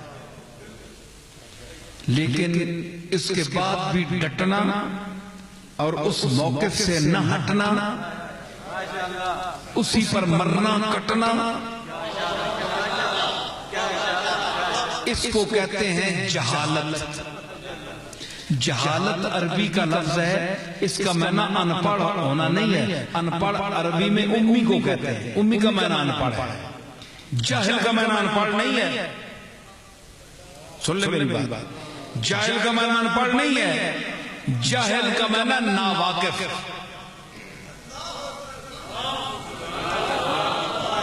جاہل کا معنی ناواقف، جو کسی چیز کا کہ واقفیت نہ، وقوف نہ رکھتا ہو، سمجھ نہ رکھتا ہو. جاہل کا معنی یہ ہے. یحسبہم الجاہل اغنیاء من التعفف. تو یہاں جاہل سے مراد کیا؟ ان پڑھ. تعرفہم بسیماہم لا یسألون الناس الحافا. قرآن نے جو استعمال کیا جاہل کو، تو جاہل کا کیا معنی ہے کہ جو اس کے حالات سے باخبر نہیں ہے، وہ جب اس کو دیکھے گا تو اس کی طہارت، وجاہت، پاکیزگی، رکھ رکھاؤ سے وہ سمجھے گا کہ یہ تو بڑا غنی آدمی، امیر آدمی، حالانکہ وہ غریب آدمی ہے. تو دیکھنے میں وہ اتنا قناعت پسند ہوگا اور اس کے چہرے پر صبر اور شکر کا وہ وقار ہوگا کہ دام دیکھنے والا جاہل، جو اس کا واقف نہیں ہے، جو اس کے حالات کو نہیں جانتا کہ اس کی پراپرٹی کتنی ہے، پیسے کتنے ہیں. یہاں جاہل سے وہ مراد ہے. تو مفتی صاحب ٹھیک ہے نا؟ تو جاہل کا یہ مطلب نہیں ہے. جہل کا معنی ناواقف ہے. ہمارے ہاں آج کل استعمال کیا جاتا ہے یہ بھی جہالت ہے کہ جاہل کو ان پڑھ کے معنی میں استعمال کرتا ہے جاہلا. حالانکہ یہ معنی نہیں. جاہل کا معنی عربی میں ہوتا ہے ضدی آدمی، جو حق کو حق جان کر اس کا ضمیر مان رہا ہو کہ یہ میں دھوکہ کر رہا ہوں، یہ بندہ بڑا کمال والا ہے، اس میں بڑی صلاحیتیں ہیں، بڑی خوبیاں ہیں، بڑا فن ہے، بڑا علم ہے، بڑی ذہانت ہے، بہت کچھ ہے، لیکن مانتا نہیں، زبانی اقرار نہیں کرتا. اس کو کہتے ہیں جہالت. ضد پر قائم ہو جانا، جانتے ہوئے بھی عالم گویا، ایک جملہ پیش کر رہا ہوں، گویا لفظی لغوی معنی کے اعتبار سے جاہل کا لفظ ایک عالم پر بھی بولا جا سکتا ہے جو چوٹی کا عالم ہو، لیکن حق کا انکار کر رہا ہے دلیل نہ ہونے کے باوجود. دلیل اس کے پاس نہیں ہے، جو اس کا مد مقابل ہے اس کی دلیل مضبوط ہے، لیکن دلیل مضبوط ہونے کے باوجود نہیں مان رہا ہے. عالم لغت کے نزدیک وہ جاہل ہے، ضدی ہے، ڈھٹائی پر تولا ہوا ضدی ہے، اس پر لفظ جہالت کا اطلاق ہو سکتا ہے، وہ جاہل ہے. دلیل میں دیتا ہوں. ابو جہل، آپ کیا سمجھتے ہیں کہ ابو جہل کو کیوں جاہل کہا جاتا؟ وہ لکھ پڑھ نہیں سکتا تھا، اچھا بڑا پڑھا لکھا آدمی تھا.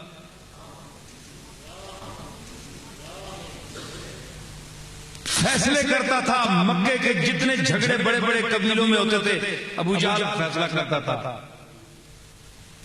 تو جب اس نے حضور کی تکذیب کی، اس کا لقب تھا ابو الحکم، حکمت کا باپ، دانائی کا باپ. حضور کے پاس اطلاع ملی تو آپ نے فرمایا اس کو کون کہتا ہے ابو الحکم، کہ دانائیوں کا یہ باپ ہے؟ میرے جیسا رسول سچا آ گیا ہے، قرآن اتر آیا ہے، آخری کتاب بھی ہے اور آخری رسول بھی ہے. ان دلیلوں کے باوجود ابھی تک میرا انکار کر رہا ہے، وہ تو ابو جہل ہے، ضد اور ڈٹائی کا باپ ہے، جہالت کا باپ ہے. بات سمجھ آئی؟ اور سبا مولکہ کا شعر، سبا مولکہ جب ہم پڑھتے تھے کسی زمانے میں، درس کے زمانے میں، عمر بن کلثوم کا یہ قصیدہ، اللہ لا یجہلن احد علینا، اللہ لا یجہلن احد علینا فنجہل فوق جہل الجاہلین. خبردار، ایک وہ قصیدے ہیں جو کعبہ کے ساتھ لٹکائے گئے تھے، جس کے مقابلے میں انا اعطیناک الکوثر اتری اور چپکے سے سارے قصیدے اتار کر لے گئے تھے. یہ وہ قصیدہ ہے. وہ کہتا ہے لا یجہلن احد علینا، خبردار کوئی ہمیں ضدی اور جاہل نہ کہے. فنجہل فوق جہل الجاہلین، ہم جہالت سے بڑھ کر جہالت کا مظاہرہ کریں گے اور ضد دکھائیں گے. یہ حال ہے عرب. یعنی اگر آج سونا کہ تو ضدی ہے بڑا، میں ثابت کر سکتا واقعی میں ضدی ہے، نہ مننے کو چل کے کر سے نہیں مننے. جب آخنا ہے کہ کہاں چٹا ہے، آخنا ہے کہاں چٹا ہے، کبا سفید ہوتا ہے، بس نہیں مانتے، جو مرضی کر لے. اللہ غرض ہی کر سکتا ہے نا، بندے کو مار سکتا ہے. نیچے اتر کر بھی آئے، نبی آئے تو نبیوں کو جو پیغام آیا تو گویا اللہ تعالیٰ خود آیا، ایک انداز سے اللہ تعالیٰ خود تشریف لایا دنیا میں. لیکن جنہوں نے نہیں ماننا تھا نہیں مانا.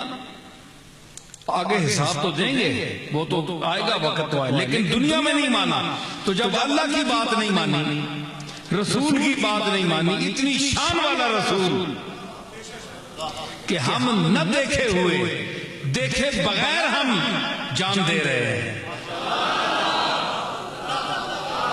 یہ جو ابھی میں نے آپ کو حضرت فاضل بریلوی کا اور عاشقوں کا جو کلام سنایا تو انہوں نے دیکھا تو نہیں، دور تو نہیں پایا۔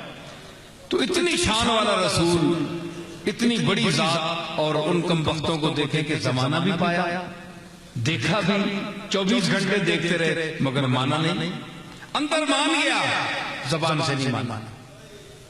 تو اگر آپ کو مجھے دو چار ضدی آدمی نہیں مانتے تو آپ کو مجھے رونا نہیں چاہیے کہ نبیوں کے ساتھ بھی یہی سلوک ہوا ہے، اللہ کے ساتھ بھی یہی ہوا ہے۔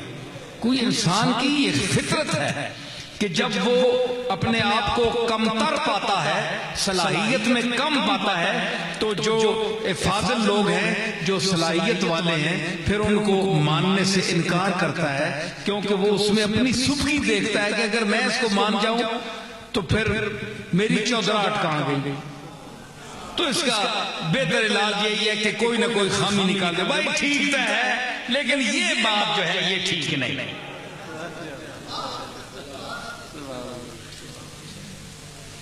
وہ ایک زنانی نا جڑے نال پیڑ پہ چنگی ٹکا کے لڑائی ہوئی، او چنگی بےزتی کرے، زنانیاں اکثر بےزتیاں ہی کرنی ہوتی، چنگیاں نہیں، باہر تو بڑے بڑے بن کے آتے ہیں، بڑے بن کے آتے ہیں، لیکن اندر گھر میں جائیں تو ہر شخص کو اپنی اصلیت کا پتہ ہو کہ میری اوقات کیا ہے۔ سمجھ آئی نا؟ تو اس نے بڑا جناب اس کو، تو اس نے بڑا کچھ کیا۔ دوسرے دن دیکھا، تیسرے دن کہ وہ جس خامد کو برا کہتی تھی وہ جناب اڑ کر گزر رہا ہے اس کے چھت سے۔ بھائی بندہ اڑ رہا ہے، کمال۔ وہ جب اتر کر، اب دیکھو جی انسان کس طرح اڑ سکتا ہے؟ نہیں اڑ سکتا۔ وہ جیسا 24 گھنٹے گالیاں کٹنی تھے، برا بلا نہیں، وہ پہ اڑنا ہے۔ اتنا کرامت اللہ ہوتا تھا، نیک آدمی ہے کوئی۔ لتھا گلی کار مڑ کے آیا، کسی سے سکتا کہ تو پہ اڑنا ہے کہ جی، اور سمجھتا کہ وہ میں گل جی جھکتا پہ دسا۔ اور اتنی بڑی خوبی کہ بندہ اڑ رہا ہے، ساری گل ویکھ کے اور اندروں اپنی گل اتے رکھنی ہے نا، غالب کیونکہ لتاڑنا جی آیا، پھر لتاڑنا بھی تے ہے نا۔ اس آخیا گل تو ٹھیک ہے، مجھے پتا میں نے دیکھ لیا، لیکن گل ہے کہ ہنج ذرا ڈنگا جا ہو کے کیوں ملنا پیا، سیدھا کیوں نہیں ملنا پیا؟ تیری پرواہ ہے جس طرح گڈا کنی کھا بننا ہے، گڈے اور کنی کھا دی، سیدھا کیوں نہیں ملنا جس طرح پرندہ اڑ رہا ہے؟ اس آقا خدا دیے بندگے، بس کدھر نظر تو نہیں پہ گئی ہے، چلو ہوں جی بھی اڑنا پہ، اڑنا تو پہ، اس آقا اڑنا نہیں گل ہے، ڈنگا کیوں اڑنا ہے؟ یہ حال ہے آج کل کے۔ یہ مثال ہے میں آپ کو دے رہا ہوں کہ یہ جتنے فرقے ہیں سب کی باتیں ساری غلط نہیں ہیں، ساری باتیں غلط نہیں ہیں، کوئی نہ کوئی چیزیں ٹھیک بھی ہیں، لیکن ہم آپس کی ضد میں ہم نے وہ پٹی چڑھا لی ہے ضد کی کہ جو صحیح بات بھی ہے ان کی وہ ہم نہیں مانتے۔ شیعہ کی ساری باتیں غلط تو نہیں ہیں، دیوبندیوں کی ساری باتیں غلط تو نہیں ہیں، جو اللہ کی تعریف کرتے ہیں، اللہ کی حمد بیان کرتے ہیں، نماز روزے کی پابندی ہوتی ہے، قرآن مجید کی تلاوت ہوتی ہے، یعنی سارا کچھ جو ہے وہ ظاہر شریعت کا بھی احترام کرتے ہیں، خیال کرتے ہیں۔ شیعہ حضرات میں حب اہل بیت ہے، محبت ہے سارا، لیکن ان کے ساتھ ہم اہل سنت ہیں، ٹھیک ہے، ہم میں اگر جو سچے لوگ ہیں، جو صحیح مسلک کے حقہ پر چلنے والے ہیں، ان میں یہ ہے کہ ان میں اعتدال ہے، اعتدال ہے۔ جس طرح پیر میر علی شاہ صاحب کا یہ میں آپ کو چیزیں سنا رہا ہوں کہ فوراً کفر کا فتویٰ لگا دینا اور دار اسلام سے خارج کر دینا، یہ شان نہیں ہے علماء کی۔ تو جہاں تک ہم بھی حد سے بڑے ہوئے ہیں بعض چیزوں میں، بزرگوں کے ساتھ تعلق رکھنے میں، بزرگوں کے ساتھ یعنی وہ سلوک اس میں دیکھیں، وہ فرماتے ہیں کہ نظر و نیاز جو یہ نظر کا جو لفظ ہے یہ مخصوص ہے اللہ کے لیے. نظر کا لفظ اب بولتے ہیں یہ پیر صاحب کو نظرانہ دینا ہے، یہ پیر صاحب کا نظرانہ ہے، یہ میں فلاں نے نظر مانی ہے درگاہ میں، تو آپ یہ نظر کا لفظ کیوں بولتے ہیں؟ یہ تو اللہ کے لیے خاص ہے. انی نظر تو للرحمان ہے، قرآن میں آیا ہے. تو پیر صاحب نے لکھا ہے، پیر میرے شاہ صاحب نے لکھا ہے. اب یہ چیز پیروں کو چاہیے کہ مریدوں کو بتائے کہ یہ مخصوص اللہ کے لیے. دیکھیں نا پرانے میں کئی خطابوں میں بھی اس کا ذکر میں نے کیا ہے، یہی چیزیں ہیں بدعات جو ایسی چیزیں ان کو سمجھانا پڑتا ہے. تو اس میں وہ کہتے ہیں کہ ایک ہمارے عام صدا لگائی جاتی ہے، ملنگ لگاتے ہیں، لیکن ملنگ جو ہے وہ عقیدہ بیان کر رہا ہے، یہ فکرہ کسی خاص آدمی کا ہے کہ نظر اللہ نیاز حسین. سنا ہے نا آپ نے؟ یہ عقیدہ رکھے آپ. صدا یہ لگاتے ہیں ملنگ لوگ جو آپ سے مانگ رہے ہیں نظر اللہ نیاز حسین، کس طرح کہتے ہیں؟ کہتے ہیں کہ وہ تو سب کو کدھر منگیا تو سیدھے ہوتے منگوڑنا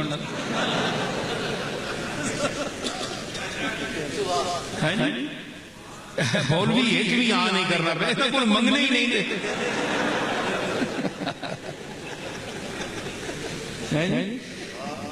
مطلب ہے کہ وہ کہتے ہیں نظر اللہ نیاز حسین. دیکھو عقیدہ کہ نظر کا تعلق اللہ سے ہے، نظر اللہ کی معنی نیاز حسین. حسین کی نیاز کیا مطلب؟ کچھ پکا کر ایصال ثواب کی دعا کریں، یہ نیاز بزرگوں کی ہوتی ہے، نظر اللہ کی ہوتی ہے. ٹھیک ہے. یہ اور بہت سی چیزیں ہیں جو ہمارے اہل سنت میں آج کل کے خاص کر پیروں کے ہماری خانقاہوں میں بڑے بڑے غلط عقیدے ہیں. مولوی اور پیر جو ہیں وہ اپنے یعنی خطباء کو یہ نہیں کہتے کہ غلط طریقے جو غیر شرعی ہیں ان کو دربار میں کھڑے ہو کر لوگوں کو منع کرو کہ ایسا نہ کیا کریں. کوئی نہیں کہتا. کیوں؟ وہ پیری چمکاتے ہیں کہ ہمیں جب تک کوئی حاجت روا نہیں سمجھے گا کہ مشکل بھی ساری کنجی نہ کولے اے بیٹھے جڑے اے کنجیے پھر سنتے تاں مشکل حل ہو سی. تو اگر سچی بات بتا دی جائے تو ان کو نظرانہ کون دے گا؟ ان کے ہاتھ کون چومے گا؟ یہ ہم میں خرابی ہے پیروں میں.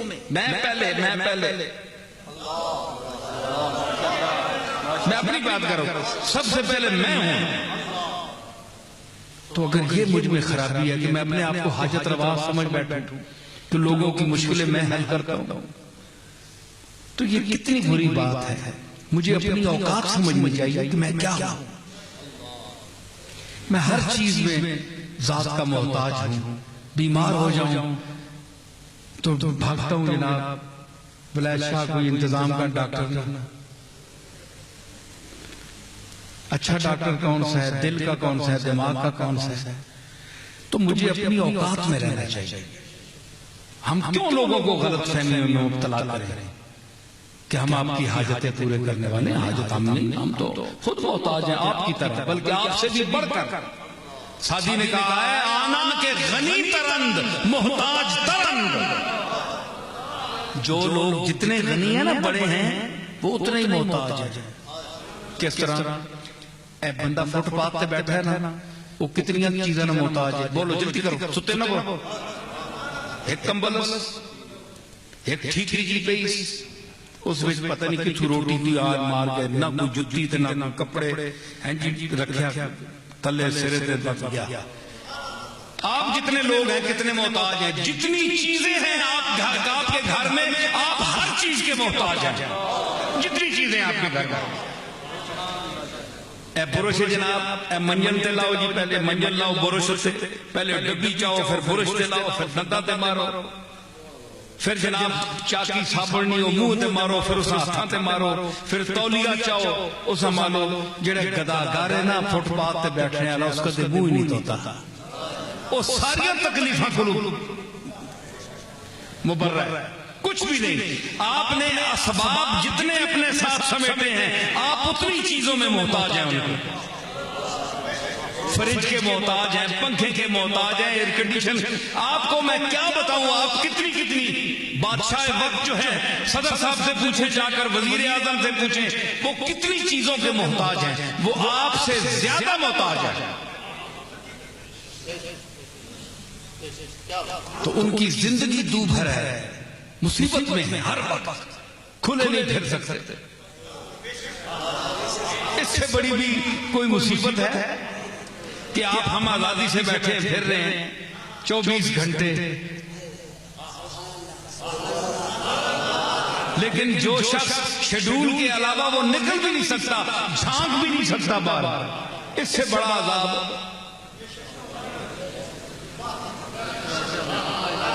سوچیں نا، تو جتنے اسباب کو آپ اپنے آپ پر لگائیں گے اتنے ہی آپ محتاج ہوتے جائیں گے۔ جتنی چیزیں کم ہوں گی اتنی محتاجی کم ہوگی۔ سادی نے کہا تھا کہ عارفاں جمع نہ کر دندو پریشانی نیز، جو عارف ہیں اس کے جاننے والے ہیں، انہوں نے کوئی چیز جمع ہی نہیں کی ہے تو پریشانی نہیں ہے، کوئی جمع ہوگی تو پریشانی ہے۔ ہائے مرزا بیدل کا ایک شعر سناؤں گا۔ مولوی اس دور میں یہ شعر تمہیں کوئی نہیں سنائے گا، نہ کوئی یہ باتیں سنائیں، ہم اس دور کی آخری تصویر ہیں، ختم ہو گئے لوگ۔ جو میں کلام پڑھ رہا ہوں، یہ اگر کوئی گاؤں میں بیٹھا ہوا ہے فاضل انسان اور بے دل اور اساتذہ کو پڑھنے والا، کوئی نابغہ روزگار بیٹھا ہے تو میں نہیں کہہ سکتا، ہوگا کوئی۔ جو سٹیجوں پر بیٹھے ہیں ان میں کوئی نہیں ہے۔ اور ڈاکٹر اسرار صاحب کبھی کبھی قرآن شریف کا وہ مفہوم بیان کرتے ہیں تو اپنی تقریر میں انہوں نے مرزا بیدل اور اساتذہ کا شعر پڑھا، صرف ڈاکٹر اسرار صاحب۔ دیکھیں ہم تو قابلیت اور صلاحیت کو ماننے والے لوگ ہیں، اب کوئی اعتراض کرے جناب ڈاکٹر سے اسرار صاحب آپ کے ہم عقیدہ نہیں ہیں تو آپ ان کی تعریف کیوں کر رہے ہیں؟ تو میں اتنا بخیل نہیں ہوں، مجھے بات کہنے دیجئے کہ جو صلاحیت ہے کسی کی وہ آپ دیکھیں کہ انہوں نے 2-4 شعر ایسے صوفیاء کے پڑھے جو اونچے درجے کے سطح کے لوگ ہیں، آج کل کوئی نہیں پڑھتا، وہ نہ کسی کو پتا ہے، علماء کو تو ہوا بھی نہیں لگی۔ ڈاکٹر صاحب کا فون پتہ کر کے ڈاکٹر اسرار صاحب کو میں نے لاہور فون کیا، میری ڈاکٹر صاحب سے بات ہوئی، میں نے کہا میں آپ کا ترجمہ بھی سنتا ہوں، تو بہرحال آپ نے جو صوفیاء کے بعد شعر پڑھے ہیں فارسی کے، تو مجھے حیرت ہے کہ آپ کا اتنا مطالعہ ہے اور آپ کا اتنا ذہن ہے کہ آپ جو میں سمجھتا تھا کہ یہ شعر میرے بغیر اور کوئی نہیں پڑھ سکتا تھا، تو آپ نے یہ میرا مغالطہ ختم کر دیا کہ آپ بھی وہ شعر پڑھ رہے ہیں۔ ڈاکٹر صاحب بڑے خوش ہوئے، میری شاعری کی تعریف کی کہ آپ بہت، بہرحال انہوں نے جو کوئی لفظ کہا لیکن اور کوئی لفظ نہیں کہا، اس لیے کہ اب جو کچھ میں نے محبت اور عشق کا درس دیا ہے تو ان کا اپنا ایک فلسفہ ہے، ان کے زاویہ نظر میں یہ ایک ایسی چیز نہیں ہے جو ضروری ہے، بلکہ یہ ہمارا اختلاف ہو سکتا ہے اس میں، لیکن یہ وہ یعنی گرمی ہے، وہ سپرٹ ہے جو میں آپ کو دے رہا ہوں۔ صوفیاء نے ہمیں دیا، احمد رضا نے ہمیں دیا، پیر میر علی شاہ نے ہمیں دیا، ابو سعید ابو الخیر نے دیا، علامہ اقبال نے دیا، وہ ہے گرمی عشق مصطفیٰ۔ تو جب تک یہ نہ دی جائے تو شاید ڈاکٹر صاحب کو اس میں شاید کوئی اختلاف ہو، کوئی اور باتیں ہیں اس میں اختلاف ہو، تو انہوں نے اور کوئی کسی چیز کی تعریف نہیں کی۔ بہرحال یہ بھی ان کی مہربانی ہے، وہ مجھ سے بڑے ہیں، عمر میں بزرگ ہیں، تو یہ چیز جو ہے یہ قابلیت ماننی چاہیے، تو نزدیک لانا چاہیے انسان کو۔ تو جتنے اسباب آپ پیدا کریں گے آپ محتاج ہوتے جائیں گے، جتنے اسباب کم ہیں محتاجی کم۔ مرزا بیدل کہتا ہے کہ ہاں ناصر علی سرندی بلکہ وہ بھی ہے، شعر بھول ہی گیا، ہزاروں کی تعداد میں مجھے یاد ہے، لیکن اب یہ چیزیں سننے والا ہی کوئی نہیں ہے، سننے والے کوئی نہیں، کس کو ہم سنائیں گے باتیں؟ دور ہی بدل گیا، انگریزی کا دور آ گیا، اپنے ادب اور ثقافت سے قوم بیگانہ ہو رہی ہے، نئی نسل جو ہے ختم ہو گئی، نہ اردو بھی نہیں آتی، فارسی عربی تو بعد کی بات ہے، اردو بھی نہیں سمجھ آتی۔ وہ کہتا ہے کہ اسباب برا ذاتہ دلاں سخت حجاب است، مرزا بیدل، کہ اسباب جو ہے نا چیزیں، یہ جتنی چیزیں ہیں آپ کے گھر میں جتنی پڑے ہیں آپ کے، یہ جتنی چیزیں ہیں نا، یہ آزاد دل جو لوگ ہیں نا ان کے لیے حجاب ہے، بوجھ ہے۔ اب دلیل دیکھیے کہ اسباب برا آزاد دلاں سخت حجاب است، نظارہ ز جمعیت مژگاں گلہ دارد۔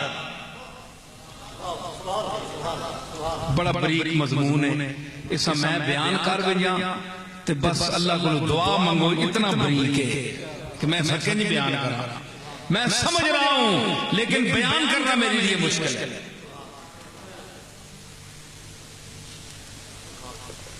اے نظارہ، کیڑا نظارہ؟ جڑا دیکھ رہے ہو تسی، دیکھنا، دیکھنا، دیدن، دیکھنا، یہ ایک نظارہ ہے، دیکھنا ایک عمل ہے، ایک فعل ہے۔ یہ آنکھ جو ہے اس کا تقاضا کیا ہے کہ یہ پلکیں ہٹ جائیں، میں سیدھا دیکھوں، بار کائنات کو دیکھوں، یہ آنکھ کی پتلی کا تقاضا ہے۔ وہ بولو صحیح نہیں چاہیں گے یہ میں تو سانستے نہ کرنا پیا، اے دو چار زین آستے میں بولنا پیا، یہ ایک محفوظ رہے گا تاریخ میں، جو اہل ذوق سنیں گے ان کے لیے میں بول رہا ہوں۔ تو آنکھ کھلتی ہے تو آنکھ کی پتلی اور روشنی جو ہے آپ کی آنکھ کی یہ تقاضا کرتی ہے کہ میں مناظر فطرت دیکھوں۔ اب یہ جو پلکیں ہیں، دیکھیں مرزا بیدل نے پلکیں، کوئی ریاض الدین صاحب آپ نے گنی ہے کتنے بال ہوتے ہیں؟ جو لوگ لوگوں کے عیب گنتے ہیں وہ اپنی پلکوں کے بال بھی نہیں بتا سکتے کہ ان کی تعداد کتنی ہے۔ ہمارا علم اتنا محدود ہے کہ پلکوں کی بال ہم نہیں گن سکتے، حالانکہ آنکھ کے ساتھ ہیں، شیشے میں دیکھ کر بھی بندہ گن سکتا ہے، دوسرے سے گنوا سکتا ہے، کبھی خیال ہی نہیں کیا۔ اچھا کتنے بال ہیں؟ چلو جی 2000 ہوں گے، 4000 ہوں گے، جتنے ہوں گے 200 ہوں گے، تو یہ معنی ہے، ایک ایک بال پلک کا نظارے کے لیے معنی ہے۔ ایمیں لت چاہیے پلکاں، ایمیں لت چاہیے نظارے وچ آکھنے کے حائل ہو رہنا ہے۔ تو کہتا ہے کہ جس وقت آنکھ کھلتی ہے انسان کی، نظارے کا جو شوق ہے وہ پریشان ہو جاتا ہے کہ یہ پلکوں کا جو پنجہ میری اوپر سوار ہے یہ بند ہونا، کیا اس کا میرے مجھ پر ہونا یہ ضروری ہے؟ مجھے تو آزاد ہونے چاہیے کہ کوئی پلک کا بال بھی سامنے نہ آئے۔ انسان دیکھے نا تو پلک کا بال بھی اوپر سے نظر آتا ہے، دیکھیں آپ، اور کئی لوگوں کی پلکیں لمبی ہوتی ہیں، ٹھیک ہے؟ تو اتنی باریک چیز جو ہے، نظارہ جو ہے، یہ دیکھنے کا جو عمل ہے، اس میں اتنی چیز بھی اگر حائل ہو جائے تو نظارہ ز جمعیت مژگاں گلہ دارد، وہ گلہ کرتا ہے کہ یہ پلکیں کیوں ہیں، میری آزادی میں یہ فرق لا رہی ہیں، یہ حائل ہو جاتی ہیں، کیوں؟ تو کیا ہوا کہ یہ پلکیں جو ہیں یہ اس آنکھ کے لیے کیا بنے؟ اسباب۔ اسباب کیا بنے؟ 1 2 3 4 5 6 آپ گنتے جائیں، یہ 200 بال ہیں، 500 بال ہیں، کتنے ہیں؟ یہ تعداد جو ہے اسباب کی، یہ آزاد کے لیے ایک وبال ہے۔ سمجھ آئی؟ جتنی آپ چیزیں بڑھائیں گے، جتنی آپ اپنی آرزویں لمبی کریں گے، اتنی نہیں آپ کی سردردی ہے۔ راتی منجیتے سوچے یا اللہ 3 سال تو پہ آنا فلانی گل میں نہیں پوری کر نہیں کیتی ہے نا، یا اللہ فلانی تک کر چھڑے، اللہ اس کو چھوٹی ایک نمبر نہیں فلانے نمبر علی آرزو، کئی لوگاں پرچیاں لکھیاں ہوئی ہیں۔ تو مطلب ہے کہ جو اس نے دینا ہے آپ کو وہ دے گا۔ آپ حضور علیہ الصلوۃ والسلام کی سنت کو اپنائیں کہ آپ کے آقا کا کیا عمل تھا، آپ کا طریقہ کیا تھا۔ تو لمبی آرزوؤں سے، اسباب سے آپ کو منع کیا گیا ہے کہ جتنی آپ یہ چیزیں جمع کریں گے آپ کے لیے وبال جان ہوں گے۔ حضرات میں سمیٹ رہا ہوں گفتگو کو، تو ماشاءاللہ آج کی محفل کو میں جہاں تک میں نے محسوس کیا، میرے سامعین نے بڑی دلجمی سے میری گفتگو کو سنا، اور میں جو پیغام میں نے دیے ہیں اس میں خلاصہ یہ ہے، ساری گفتگو آپ سمجھ چکے ہیں کہ ہمارا کوئی شیخ، کوئی پیر، کوئی مولوی ہماری منزل نہیں ہے، ہماری منزل مدینہ شریف ہے۔ ٹھیک ہے، ہم کسی طرح مدینہ شریف پہنچ جائیں، یہ ہماری منزل ہونی چاہیے۔ اور مدینہ شریف پہنچے، دیکھیں آپ کے میرے آقا کی سچائی اور مقام، وہاں پہنچے، عرض کی یا رسول اللہ آپ تک پہنچ گئے، منزل مل گئی۔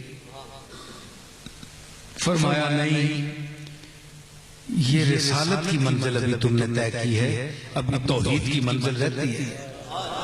آؤ میرے قافلے میں شامل ہو جاؤ، اور مدینے سے اب یہ قافلہ مکہ شریف کی طرف چلے گا۔ جس منزل کا میں مسافر ہوں، آؤ میرے ساتھ میرے قافلے میں شریک ہو جاؤ۔ جس طرح میں موحد ہوں، جو میرا نقطہ نظر ہے توحید میں وہ اپناؤ، میرے قافلے میں شامل ہو جاؤ، اور جو میری تعلیمات سے ہٹ کر توحید کا جو مفہوم بیان کرتے ہیں، اور جو اللہ کے خاصان، اللہ کے خواص کو اور مقبولین کو کی جو گستاخی کر کے، ان کو بے عزت کر کے جو توحید کا علم اٹھاتے ہیں، ایسی توحید کو ہم نہیں مانتے۔ اللہ نے جن کو عزت دی ہے اللہ نے دی ہے، ہم دینے والے کون ہیں؟ تو اللہ نے جن کو عزت دی ہے ہم نے ان کو عزت دینی ہے، ہمارا حق بنتا ہے۔ ارے حکومت کا کوئی نمائندہ، سربراہ کسی کو ذلیل نہیں ہونے دیتا۔ دیکھو نا یہ جیو پر حملہ ہوا ہے نا، ساری قوم اٹھ کھڑی ہوئی، صدر صاحب نے بھی کیا کہ خبردار تم نے کیوں ایسا کیا، کوئی والی وارث بنا، ساری قوم وارث بن گئی۔ سنو گل میں مکاؤ لگانے، بڑی ٹیکے تے گل آئی ہے، بڑی ٹیکے تے بڑی عزت نال اس مجلس مکاؤ ہے۔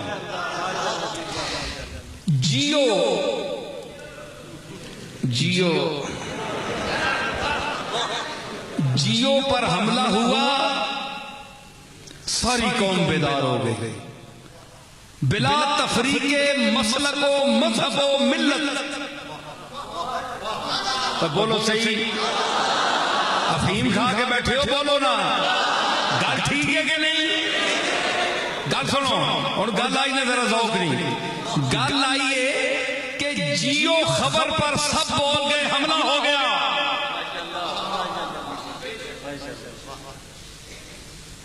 تو جیو ماضی کی خبر دیتا ہے، حال کی دیتا ہے۔ بولو، جڑا گل گزر گئی ہے جیو اس نے خبر دے سی،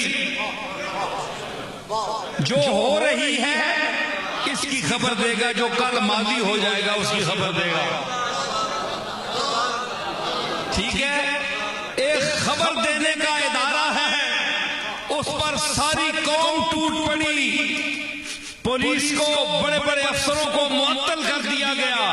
کیوں کہ یہ ایک نیوز ایجنسی پر، اخبار خبر دینے والی ایجنسی پر انہوں نے ہاتھ اٹھایا ہے. یہ توہین کی ہے. جو سچی خبریں دیتے ہیں یہ سب نے سنی کہ نہیں؟ جیو کوئی لگی لپٹی نہیں رکھتا، سچ بولتا ہے. یہ سب نے کہا. اس کے سچ بولنے کی وجہ سے ساری امت کھڑی ہو گئی کہ تم نے اس پر حملہ کیا. اب جس ذات کا ذکر ہے اس کا نام لقب کیا ہے؟ نبی. یا ایھا النبی. نبا ان کا معنی ہے خبر دینا، نبی کا معنی ہے خبر دینے والا. ارے جیو کی خبروں پر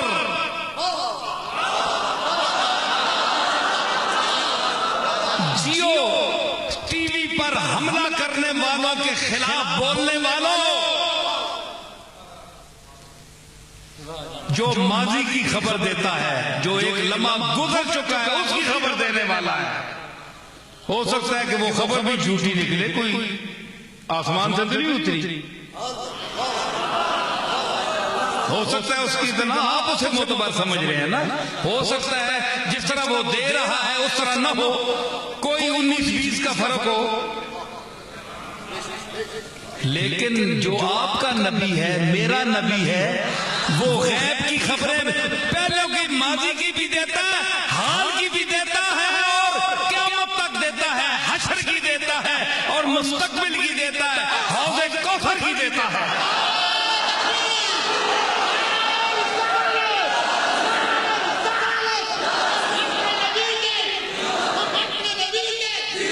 سمجھ آئی؟ تو نیوز ایجنسیاں سب اٹھی. ہائے پہ بولو اے ستے ہو، کیڑے مسلک دے لوگ بیٹھے ہو تسی؟ سنی ہو؟ وہ سن بولو مشتاق تے نہیں ہو؟ سن کے پھر چپ ہو.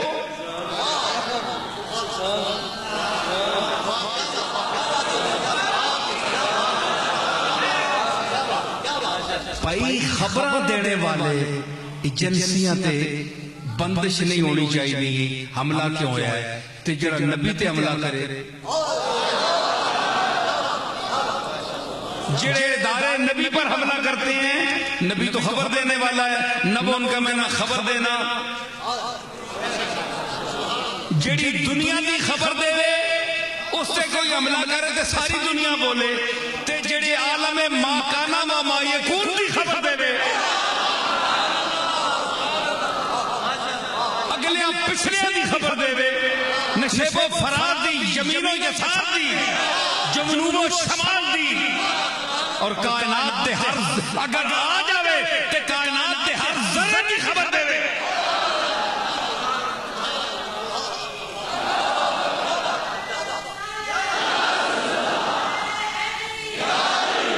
اتھے تیرا جذبہ نہیں بولتا،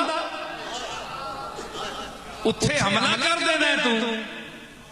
جنیاں غیب کیا، اگر غیب کی خبر پر اعتبار نہیں ہے تو یہ جتنے لوگ حملہ کرنے والے میں ان سے مخاطب ہوں. آپ کے پاس کیا دلیل ہے کہ یہ اللہ کا کلام ہے؟ بولے کیا دلیل ہے؟ عربی یہی ہے.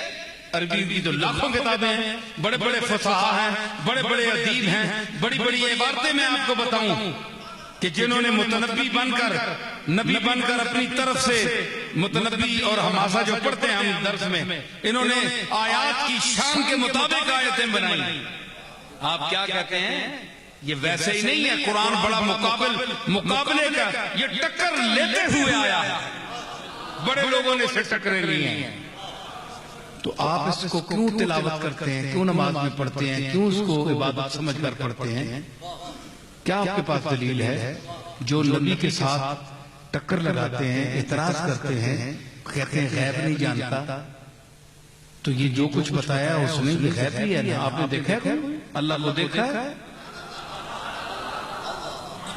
عالم برزخ کو دیکھا ہے آپ نے، جنت کو دیکھا ہے، دوزخ کو دیکھا ہے. جو کلام بولایا ہے آپ کے پاس کیا دلیل ہے کہ یہ اللہ ہی کا ہے؟ آپ کے پاس کیا دلیل ہے؟ صرف اس ذات کی زبان پر آپ نے اعتبار کیا.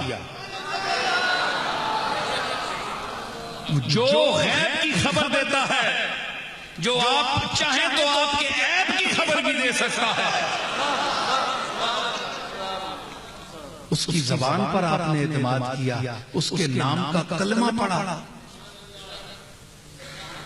اتنا بڑا اعزاز دیا اپنے آپ کو، ان کو نہیں، اپنے آپ کو. اتنی باتیں کر کے پھر جناب ان کی جو چیز ہو، یہ خبر نہیں دے سکتے، وہ نہیں دے سکتے، تو یہ ساری خبریں جو اتاری ہیں کس نے اتاری ہیں؟ تو یہ ہے کہ یہ اللہ کا کلام ہے.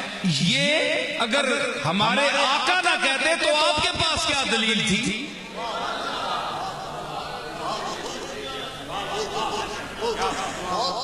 یہ بھی تو حضور نے فرمایا نا کہ یہ میرا کلام ہے حدیث کی صورت میں، اور یہ اللہ کا کلام ہے.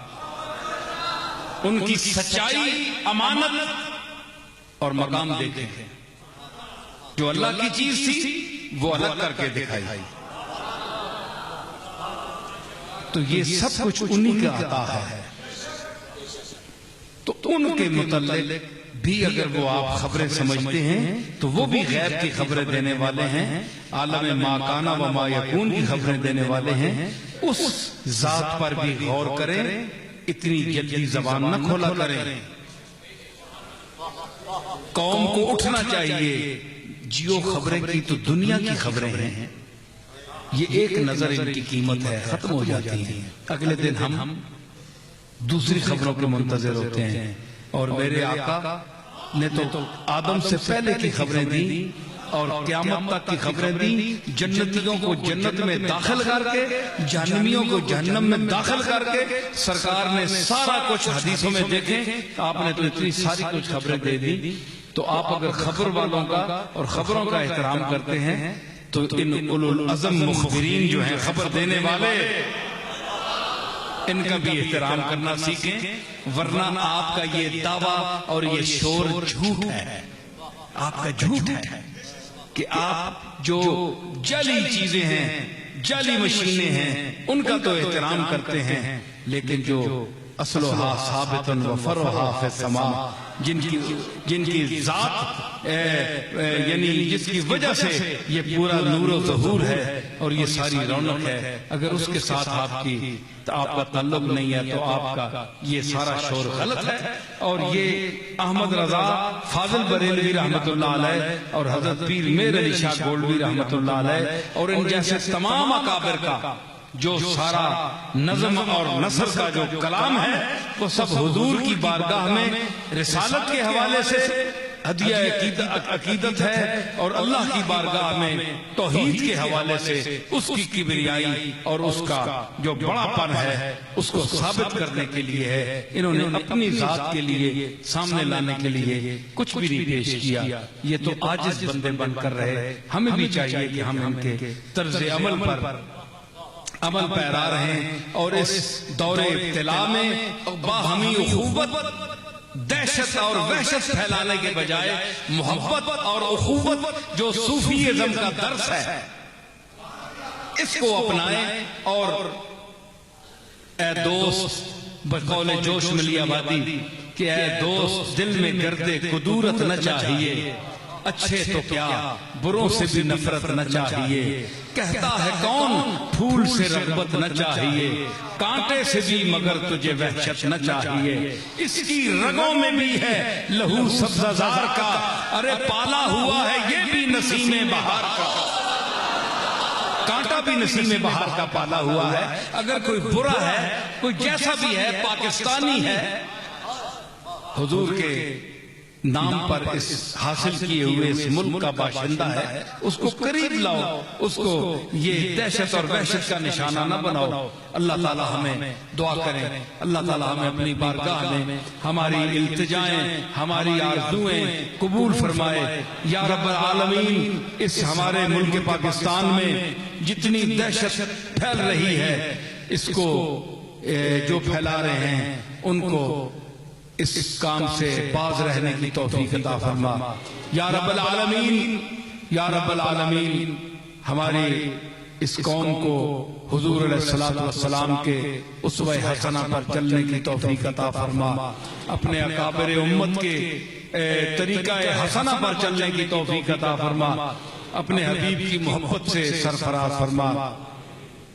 یا رب بمحمد و علی و زہرا، یا رب بحسین و حسن و آل ابا، کز لطف برار حاجتم دند و سرا، بے منت خلق یا علی العالی۔ یا رب تو چنا کن کے پریشان شبم، محتاج برادران و خیشان شبم، چیزے کے دہی بدہ مراز در خیش، تاز در تو بردر ایشان شبم۔ ربنا لا تؤاخذنا ان نسینا واخطانا، ربنا ولا تحمل علينا اسرا كما حملته على الذين من قبلنا، ربنا ولا تحملنا ما لا طاقة لنا به، واعف عنا واغفر لنا وارحمنا، انت مولانا فانصرنا على القوم الكافرين۔ وصلی اللہ تعالی علی خیر خلقہ محمد وعلى آلہ وصحبہ اجمعین برحمتک یا ارحم الراحمین۔